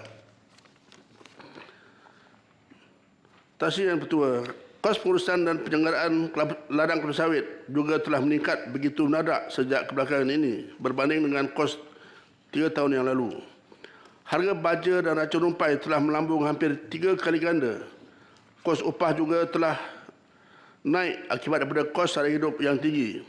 Begitu juga kos logistik dan peralatan untuk pengoperasian kelapa sawit juga telah meningkat tinggi. Tan Sri Yang Ketua, berdasarkan faktor-faktor yang saya sebutkan di atas, saya mohon supaya kerajaan menilai semula kaedah kenaan cas itu.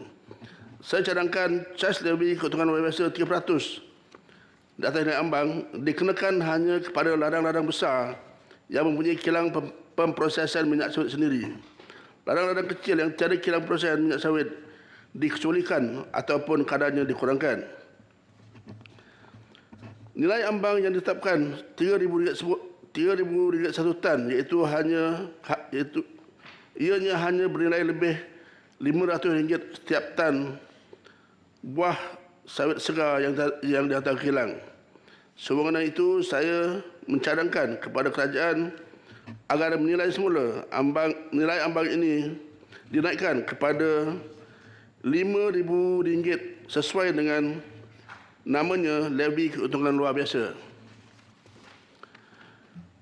Cas di atas juga dikenakan kepada ladang-ladang tanaman sawit komersial atau TSK orang asli yang diusahakan oleh syarikat swasta, bukan syarikat Reseda Plantation Berhad, yang bertujuan untuk memberikan dividen kepada peserta-peserta ladang dari kalangan orang asli. Pengusaha TSK itu tidak menikmati keuntungan secara mutlak, tetapi dikongsikan bersama peserta ladang-ladang orang asli bagi tujuan membantu meningkatkan taraf ekonomi mereka. Cas-cas di atas telah mengurangkan nilai dividen yang sepatutnya diterima oleh peserta. Sehubungan itu, dengan saya mencadangkan agar pengusaha-pengusaha TSK untuk membantu meningkatkan taraf ekonomi masyarakat orang asli dikecualikan daripada cas levy keuntungan luar biasa, seperti mana yang dinikmati oleh peserta Felda atau rancangan pembangunan tanah persetujuan yang lain. Sekianlah perbahasan saya. Tan Sri, saya mohon menyokong. Terima kasih. Baiklah, terima kasih kembali kepada Yang Berhormat Senator Dato' Ajis Sidin. Berikut Yang Berhormat Senator Tuan Abun, Yang Berhormat Dato' Lim Pei Hen,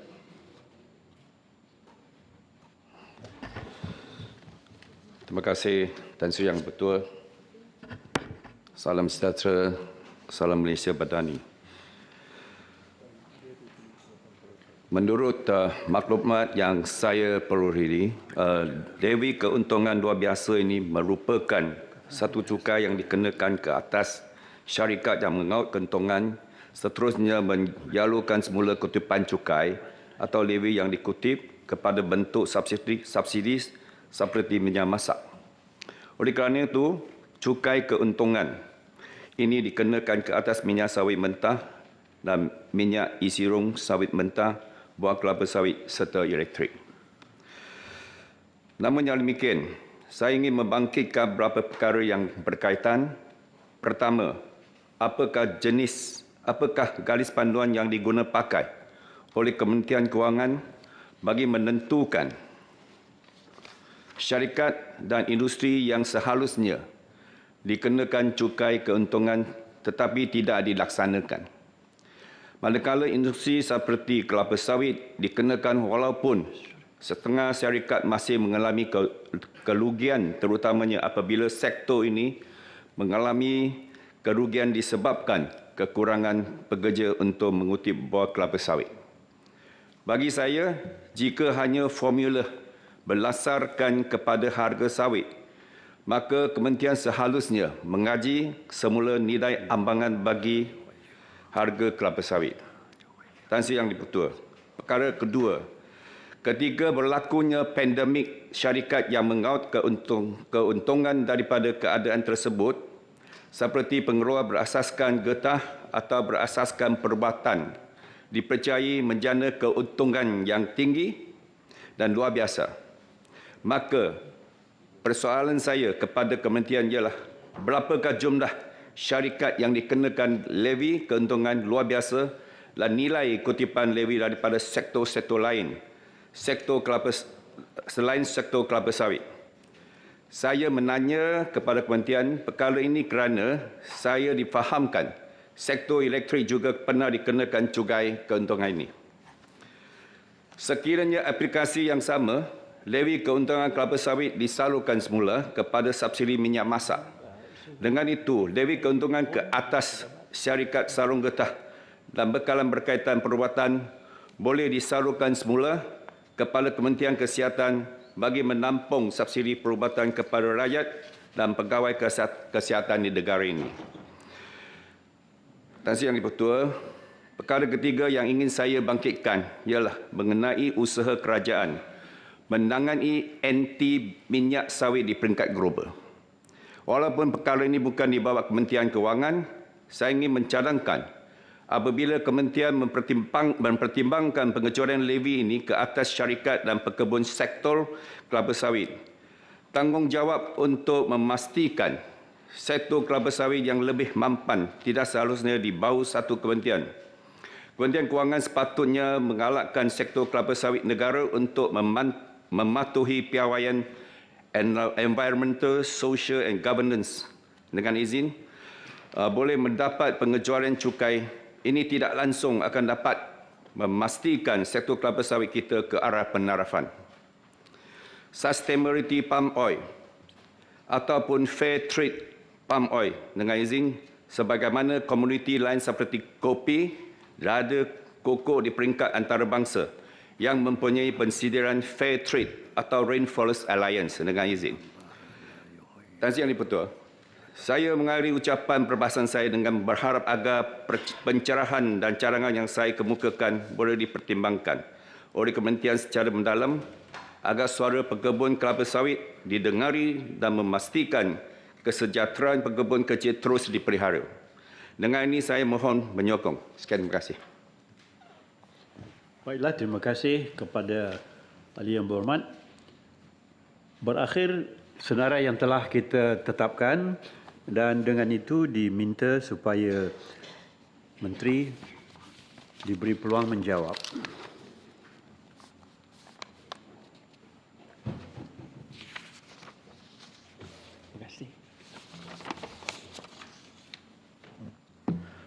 Terima kasih Tan Sri Yang di-Pertua dan juga terima kasih kepada semua ahli-ahli yang berhormat yang telah mengambil bahagian dalam perbahasan tadi. Saya ingin menjawab soalan-soalan daripada YB Senator terlebih dahulu, YB Senator Puan Rita Syarimah, anak lelaki Patrick Insor.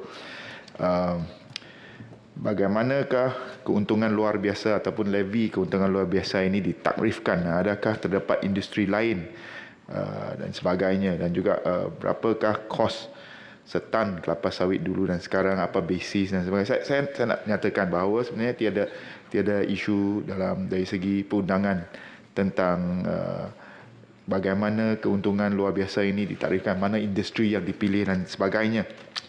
Saya tahu beberapa orang ahli senator telah bangkitkan contohnya untuk industri sarung tangan. Untuk makluman, dia pengubalan akta levy keuntungan luar biasa ini dia tidak tertakluk kepada hanya komoditi buah kelapa sawit sahaja. Ia boleh digunakan pakai untuk mengenakan levy ke atas apa-apa barangan yang ditentukan oleh Menteri Kewangan. Tadi dah disebut dalam perbahasan saya bahawa pernah dikenakan ke atas sektor elektrik. Tapi kerajaan setakat ini kita belum pernah mengenakan levy ini ke atas barangan siap pengguna ataupun barangan penghilangan tempatan. Ya, ini kerana levy dikenakan ke atas keuntungan luar biasa akan ditentukan mengikut aras ambang ataupun nilai ambang tertentu. Tadi dah sebut untuk Semenanjung Malaysia RM3,000, untuk Sabah dan Sarawak RM3,500. Jadi adalah sukar untuk menentukan harga pasaran yang seragam bagi barangan siap pengguna dan produk penghilangan tempatan yang mempunyai pelbagai jenis keperbagaian dalam jenisnya, dalam piawaiannya, dalam spesifikasinya, dalam grade-nya, semuanya berbeza-beza mengikut permintaan pasaran. Kalau nak bandingkan dengan komoditi sawit yang mempunyai harga rujukan, harga dagangan yang disiarkan oleh MPOB setiap bulan. Justru itu kerajaan tidak mengenakan levy keuntungan luar biasa ke atas produk sarung tangan getah yang menikmati keuntungan tambahan, terutamanya dalam musim-musim pandemik dalam 2-3 tahun ini. Sungguh pun tidak dikenakan levy keuntungan luar biasa. Kerajaan telah mengenakan cukai makmur kepada mana-mana perniagaan yang telah memperoleh keuntungan berganda semasa krisis kesihatan melanda dunia. Ketika itu, industri pengeluaran sarung tangan getah juga telah menyumbang kepada ekonomi negara dari segi cukai langsung dan cukai tidak langsung, khususnya cukai pendapatan syarikat yang meningkat, di samping dapat terus menyediakan peluang pekerjaan semasa krisis COVID-19. Jadi tidak ada, setakat ini tidak ada timbul isu tentang pelaksanaan cukai levy keuntungan luar biasa ke atas sektor yang lain setakat ini. Tentang kos kelapa sawit dan sebagainya, sebenarnya saya rasa senator-senator yang telah membangkitkan isu ini mungkin juga amat arif tentang kos dan juga formula yang terpakai. Contohnya dari segi nilai ambang, walaupun nilai ambang itu sebenarnya telah pun dikaji semula baru-baru ini, iaitu pada tahun 2022. Jadi nilai terbaru ini RM3,000 untuk Semenanjung Malaysia dan RM3,500 untuk Sabah dan Sarawak. Sebenarnya bukan nilai lama sejak tahun 1999, tapi merupakan nilai baru bagi yang telah dilaksana dan dikaji semula pada tahun 2022. Untuk makluman, pada tahun 1999 semasa levy ini mula dilaksanakan, nilai ambang keuntungan yang ditetapkan ketika itu hanyalah RM2,000 sahaja. Jadi kini pernah dinaikkan pada tahun 2008 kepada RM2,500 bagi Semenanjung dan RM3,500 bagi Sabah dan Sarawak. Manakala terkini pada tahun 2022 dinaikkan kepada RM3,000 dan RM3,500 masing-masing. Yang berhormat juga telah mencadangkan dana untuk pekebun kecil. Kementerian Kewangan mengambil maklum tentang cadangan tersebut dan cadangan-cadangan lain yang telah diberikan. Tapi seperti yang telah dimaklumkan dalam Belanjawan 2023 yang lalu, kerajaan telah memperuntukkan sejumlah dana untuk membiayai program pembangunan sawit, termasuklah RM50 juta geran sepadan untuk melaksanakan projek rintis dengan syarikat sawit melalui inisiatif otomasi, RM40 juta bagi program pensijalan minyak sawit Mampan Malaysia untuk pekebun kecil persendirian, RM30 juta bagi pengiktirafan minyak sawit Mampan dan RM10 juta untuk mempiagatkan lagi usaha mempromosi dan menjalankan kempen menangani anti minyak sawit di peringkat global. Ini juga menjawab soalan-soalan YB yang lain yang telah membangkitkan perkara ini.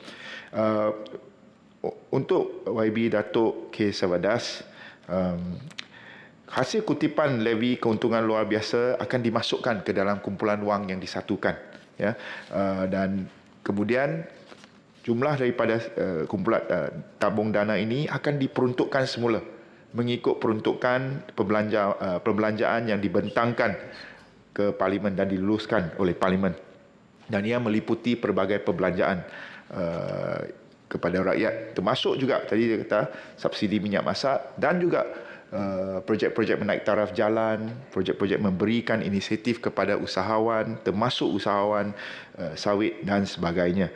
Jadi sebenarnya dia tidak mengikut nisbah ataupun tidak mengikut kepada pecahan negeri seperti yang dicadangkan itu.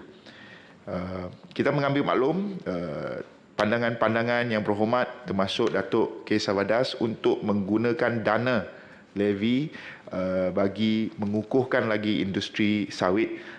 Seperti yang saya maklumkan, dia dimasukkan ke semuanya ke dalam kumpulan wang yang disatukan, dan dalam kumpulan wang ini dia tidak membezakan antara peruntukan yang bakal digunakan ataupun belanjawan yang bakal digunakan. Datuk Wira Dr. Muhammad Hatta tentang adakah syarikat-syarikat yang mengemukakan bantahan terhadap undang-undang levy ini. Untuk makluman Dewan Yang Mulia ini, salah satu kes bantahan tentang perkara ini pernah difalkan di Mahkamah Tinggi Ipoh dan telah pun diselesaikan pada hujung Mac 2023. RUU pengesahan ini hanya untuk mengesahkan kutipan yang telah dipungut menurut kuasa yang diperuntukkan kepada Menteri Kewangan di bawah Perintah 4 yang disebut dalam Fasal 1 dan 2 RUU ini. Untuk makluman ahli yang berhormat, Akta Levy Keuntungan Luar Biasa 1998 sememangnya digubar untuk mengenakan apa-apa levy ke atas barangan, semua jenis barangan tadi saya sebut ya, yang ditetapkan. Kepada saya rasa sebenarnya banyak soalan-soalan yang berulang, fokus kepada bagaimana kita nak membantu. Yang berulang tak payah. Ya, kepada bagaimana kita nak membantu. Sukacita saya ingin maklumkan ataupun saya maklumkan kepada Dewan Yang Mulia ini bahawa cukai keuntungan luar biasa, levy keuntungan luar biasa ini, dia bukan dikenakan kepada semua jenis ladang. Sebenarnya, saya nak bagi satu contoh. Tuan punya ladang dan pengeluar buah kelapa sawit yang mempunyai ladang atau kebun kelapa sawit yang keluasannya kurang daripada 40.46 hektar ataupun 100 ekar, dan tuan punya ladang dan pengeluar buah kelapa sawit yang mempunyai ladang ataupun kebun kelapa sawit di dalam satu kawasan penempatan berkelompok di bawah Akta Tanah kurungan kawasan penempatan berkelompok 1960 ataupun Akta 530 tidak dikenakan ataupun dikecualikan daripada pembayaran levy keuntungan luar biasa. Jadi dia tidak membezakan dari segi komuniti, contohnya orang asli dan sebagainya, tapi dia membezakan dari segi jenis perusahaan dan saiz ladang tersebut. Jadi, Tuan Di-Pertua, saya rasa kebanyakan dah jawab sebab semuanya berulang, tetapi kita akan terus mengenakan kenaan dan kutipan levy. Yang Berhormat Timbalan Menteri boleh dengan izin Tuan Tan Sri Speaker saya beri. Okey, terima kasih Menteri yang jawab.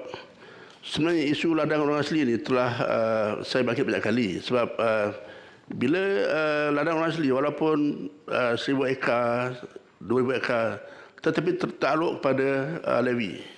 Saya tak adil sebab pengusaha-pengusaha yang mengusahakan ladang orang asli ini ialah membentuk dividen, mana hasil yang diusahakan itu di-share dengan peserta orang asli, dan pengusaha cuma mengambil dalam 40-30% daripada keuntungan. That's why dalam Dewan Yang Mulia ini saya mohon supaya ladang-ladang orang asli ini pun dikecualikan daripada kenaan levy keuntungan luar biasa ini. Terima kasih, Tan Sri. Baik.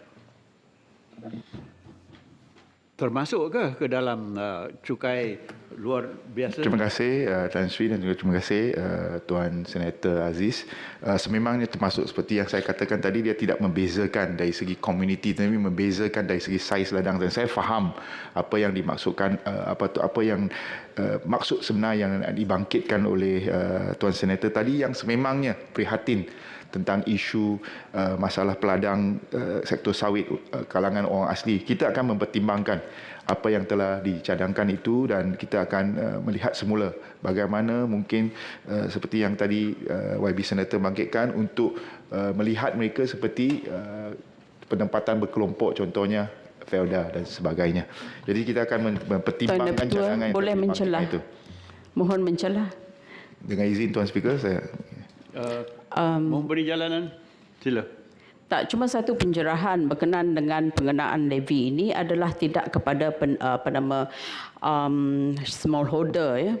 Akan tetapi pada praktiknya smallholder pun tidak dikecualikan sebab tidak ada pengusaha yang mahu menanggung kos dengan sukarela ya. Jadi ianya biasanya lazimnya dengan izin reflected melalui OER yang dikenakan kepada pekebun ya, memberikan OER yang lebih rendah ya. Sebab itu pada beberapa tahun yang lepas saya mohon supaya setiap pengilang memberikan statement ataupun harga, butiran harga dengan telus ya, supaya pekebun kecil ini tahu apakah butir-butir yang dikenakan ya. Terima kasih.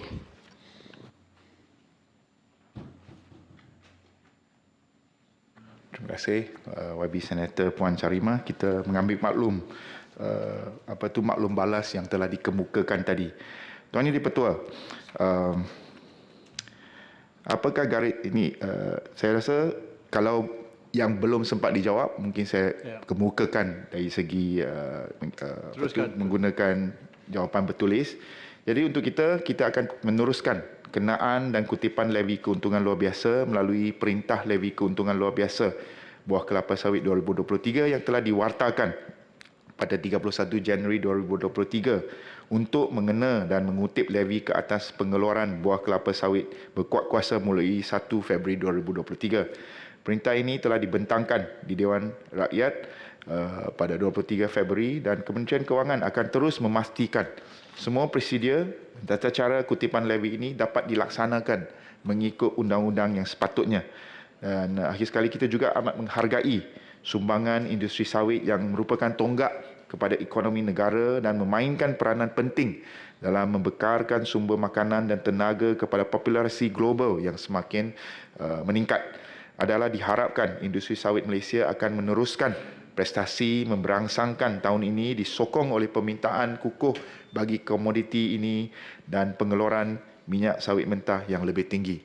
Justru saya ingin mengucapkan terima kasih sekali lagi kepada Yang Mulia ini atas peluang untuk membentang dan juga membahaskan tentang RUU levy keuntungan luar biasa. Terima kasih.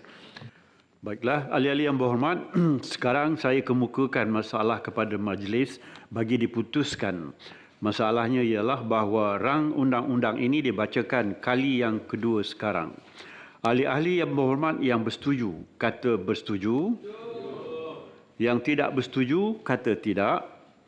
Lebih suara bersetuju. Rang undang-undang ini dibacakan kali yang kedua sekarang. Rang undang-undang bernama Suatu Akta bagi mengesahkan pengenaan levy dan pemungutan levy keuntungan luar biasa dan untuk menanggung rugi kerajaan Malaysia dan pegawai-pegawainya yang tertentu berkenaan dengan levy keuntungan luar biasa yang telah dikenakan di levy dan dipungut di seluruh Malaysia semasa tempoh dari 1 Januari 1999 hingga 31 Januari 2023. Majlis dalam nyatan kuasa.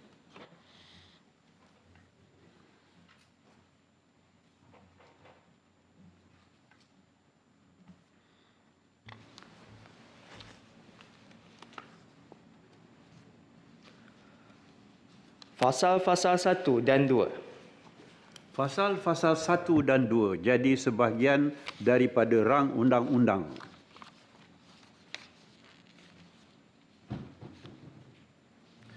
Tuan Pengerusi, saya mohon mencadangkan rang undang-undang ini dimaklumkan kepada majlis sekarang. Ahli-ahli yang berhormat, masalahnya ialah bahawa rang undang-undang ini dimaklumkan kepada majlis sekarang. Ahli-ahli yang bersetuju kata bersetuju. Baiklah, yang tidak bersetuju kata tidak. Lebih suara yang bersetuju. Majlis bersidang semula sebagai majlis mesyuarat.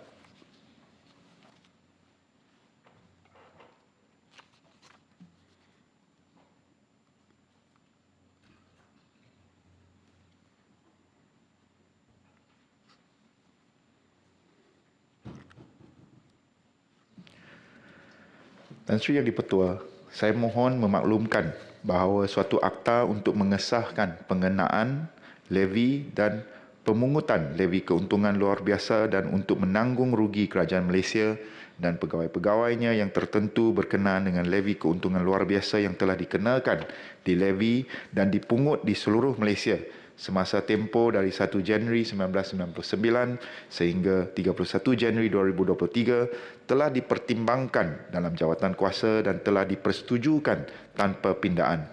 Saya mohon mencadangkan iaitu rang undang-undang ini dibacakan kali yang ketiga dan diluluskan sekarang. Siapa menyokong? Tuan Sri Speaker, saya mohon menyokong. Baiklah, terima kasih. Masalahnya ialah bahawa rang undang-undang ini dibacakan kali yang ketiga dan diluluskan sekarang. Ahli-ahli yang bersetuju kata bersetuju. Yang tidak bersetuju kata tidak. Lebih suara bersetuju. Rang undang-undang ini dibacakan kali yang ketiga sekarang.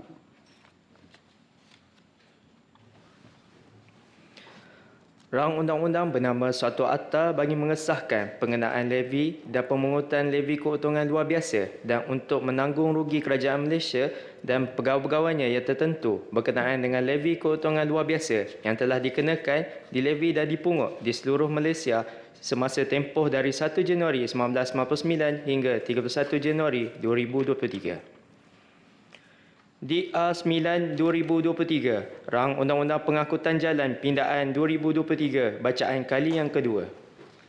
Dipersilakan Yang Berhormat Timbalan Menteri. Tuan Yang Dipertua, saya memohon mencadangkan rang undang-undang bernama Suatu Akta untuk meminda Akta Pengangkutan Jalan 1987 dibaca kali yang kedua sekarang. Bismillahirrahmanirrahim. Tuan Yang Dipertua, untuk makluman Dewan Yang Mulia ini, Akta Pengangkutan Jalan 1987 atau Akta 333 telah mula berkuat kuasa mulai tahun 1987. Objektif utama Akta 333 adalah untuk menyediakan persekitaran pemanduan kenderaan motor yang seragam, selamat dan efisien di atas jalan raya. Kali terakhir Akta 333 dipinda adalah dalam tahun 2020 yang antara lain melibatkan peruntukan berkaitan kesalahan memandu di bawah pengaruh alkohol atau dadah, sama ada menyebabkan kematian atau kecederaan. Tuan Yang Dipertua dan ahli-ahli yang berhormat sekalian, secara keseluruhannya, RUU Pengangkutan Jalan Pindaan 2022 mengandungi 13 fasal di dalamnya. Fasal-fasal yang melibatkan pindaan-pindaan utama kepada Akta 33 adalah seperti berikut. 1. Fasal 2. Persetujuan meminda Seksyen 2 untuk mewujudkan takrif baharu atas baharu bas persiaran dan meminda takrif lesen vokasional. Pindaan adalah susulan kepada ketetapan untuk mewajibkan lesen vokasional kepada pemandu bas persiaran. Kedua, Fasal 3 bertujuan meminda Seksyen 3 untuk memberi kuasa kepada Menteri membuat peraturan-peraturan mengenai pakaian seragam, tanda pangkat, kad kuasa dan lancana pegawai pengangkutan jalan. Dengan penetapan peraturan berkaitan pakaian seragam anggota JPJ di bawah undang-undang, maka mana-mana yang menyamar atau memakai pakaian seragam JPJ akan melakukan suatu kesalahan dan boleh dikenakan tindakan. Fasal 4 bertujuan memperkenalkan Seksyen 13A baharu bagi mewujudkan punca kuasa mengawal selia proses pertukaran milikan kenderaan motor secara interim. Proses ini adalah melibatkan pertukaran milikan kenderaan motor apabila pemunya berdaftar menjual kenderaan tersebut kepada peniaga kenderaan motor terpakai atau unused car dealer dengan izin bagi maksud menjual kenderaan itu semula kepada orang lain. Pada masa ini, sebarang pertukaran hak milik kenderaan adalah bersifat kekal seperti ditetapkan dalam Akta 333. Walau bagaimanapun atas keperluan mendesak untuk melindungi hak orang ramai, proses pelaksanaan pertukaran hak milik kenderaan motor yang dijual kepada UCD telah dilaksanakan secara interim dan tidak bersifat kekal semenjak tahun 2011. Melalui proses tersebut, pemilik asal yang menjual kenderaan akan memindahkan pemilikan atau pendaftaran kenderaan motor secara sementara kepada pihak UCD.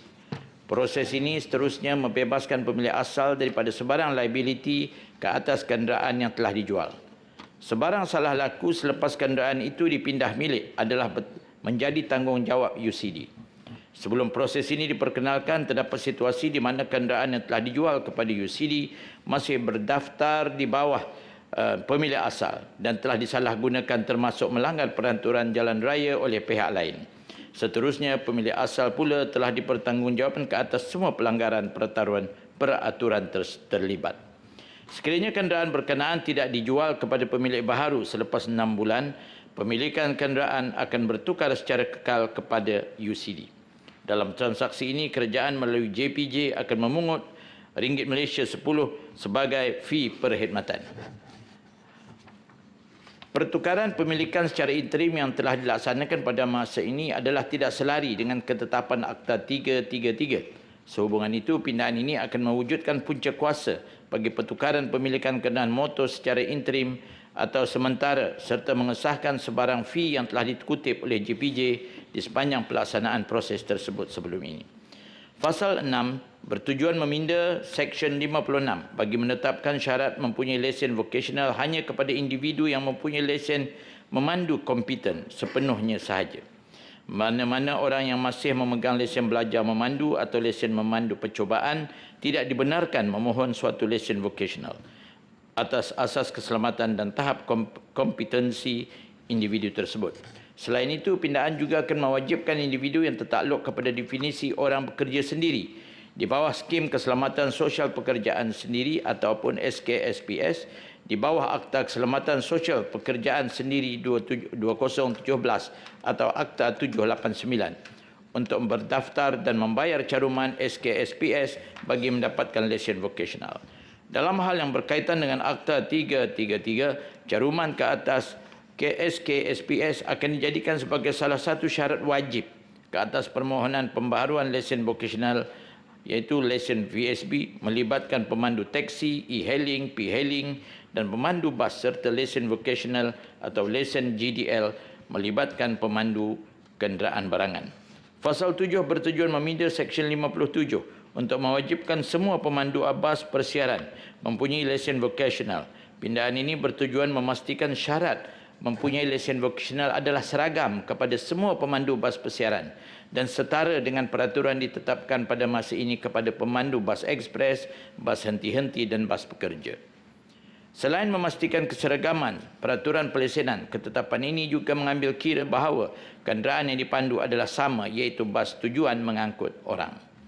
Pindahan juga akan dilaksanakan kepada Seksyen 57 bagi menurunkan had umur individu mendapatkan lesen vokasional bagi kenderaan barangan menggunakan motosikal daripada 21 tahun kepada tidak kurang daripada 18 tahun.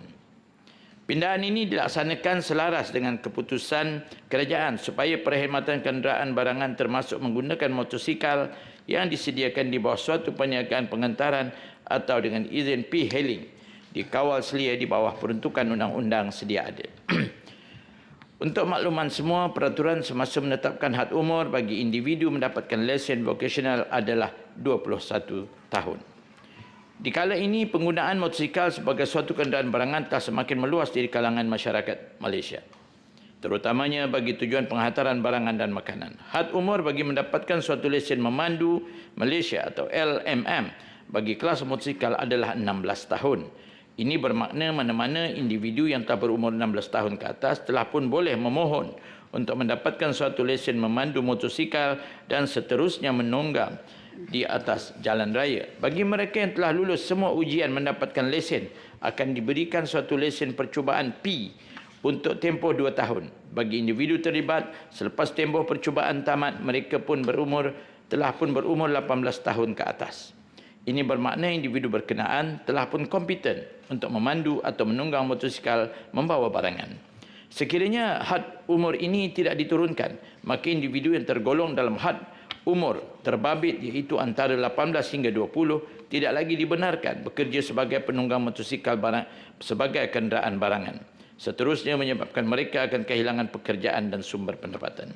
Walaupun had umur telah diturunkan, kerajaan tetap memberi perhatian berat kepada aspek keselamatan pemanduan penunggang P-hailing. Maka atas dasar ini, kerajaan telah bersetuju agar perkhidmatan ini dikawal selia dan dilesenkan oleh JPJ, APAD serta LPKP Negeri Sabah dan Negeri Sarawak. Fasal 8 bertujuan mewujudkan Seksyen 63A baharu bagi mewujudkan punca kuasa dan mengesahkan di sisi undang-undang penggunaan peralatan sistem penimbang semasa bergerak elektronik atau berkomputer, iaitu WIM, HS WIM yang dipasang pada mana-mana jalan untuk menyukat berat kenderaan motor yang sedang bergerak secara automatik. Pindahan ini akan membolehkan JPJ menggunakan HS WIM sebagai salah satu alat bagi tujuan menimbang kenderaan motor lebih muatan seperti mana penggunaan alat timbang konvensional yang dipasang di stesen penguatkuasaan JPJ. Penggunaan HS WIM akan memperluaskan capaian dan menambah baik aspek penguatkuasaan di seluruh negara. Aktiviti penguatkuasaan kini akan boleh dilaksanakan 24 jam dan 365 hari tanpa terkesan dengan keadaan cuaca.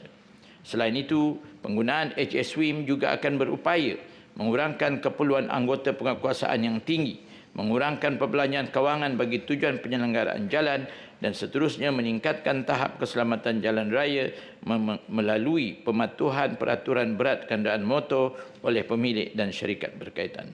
Dan akhir sekali, Fasal 10 bertujuan untuk meminda Seksyen 88B bagi membolehkan kenderaan barangan pendaftaran negara asing akan turut boleh dikenakan bayaran charge jalan sama seperti dikenakan kepada lain-lain kelas kenderaan motor atau kategori kenderaan perdagangan yang memasuki dan menggunakan infrastruktur jalan raya di Malaysia. Cas jalan ini dikenakan bagi memastikan semua kenderaan pendaftaran negara asing turut menyumbang sejumlah fee apabila menggunakan jalan di Malaysia. Kutipan fee ini akan kelak digunakan sebagai tujuan penyelenggaraan semua infrastruktur jalan di Malaysia. Lain-lain pindaan yang tidak dinyatakan secara khusus adalah merupakan pindaan bersifat editorial dan consequential dengan izin susulan kepada pindaan-pindaan utama.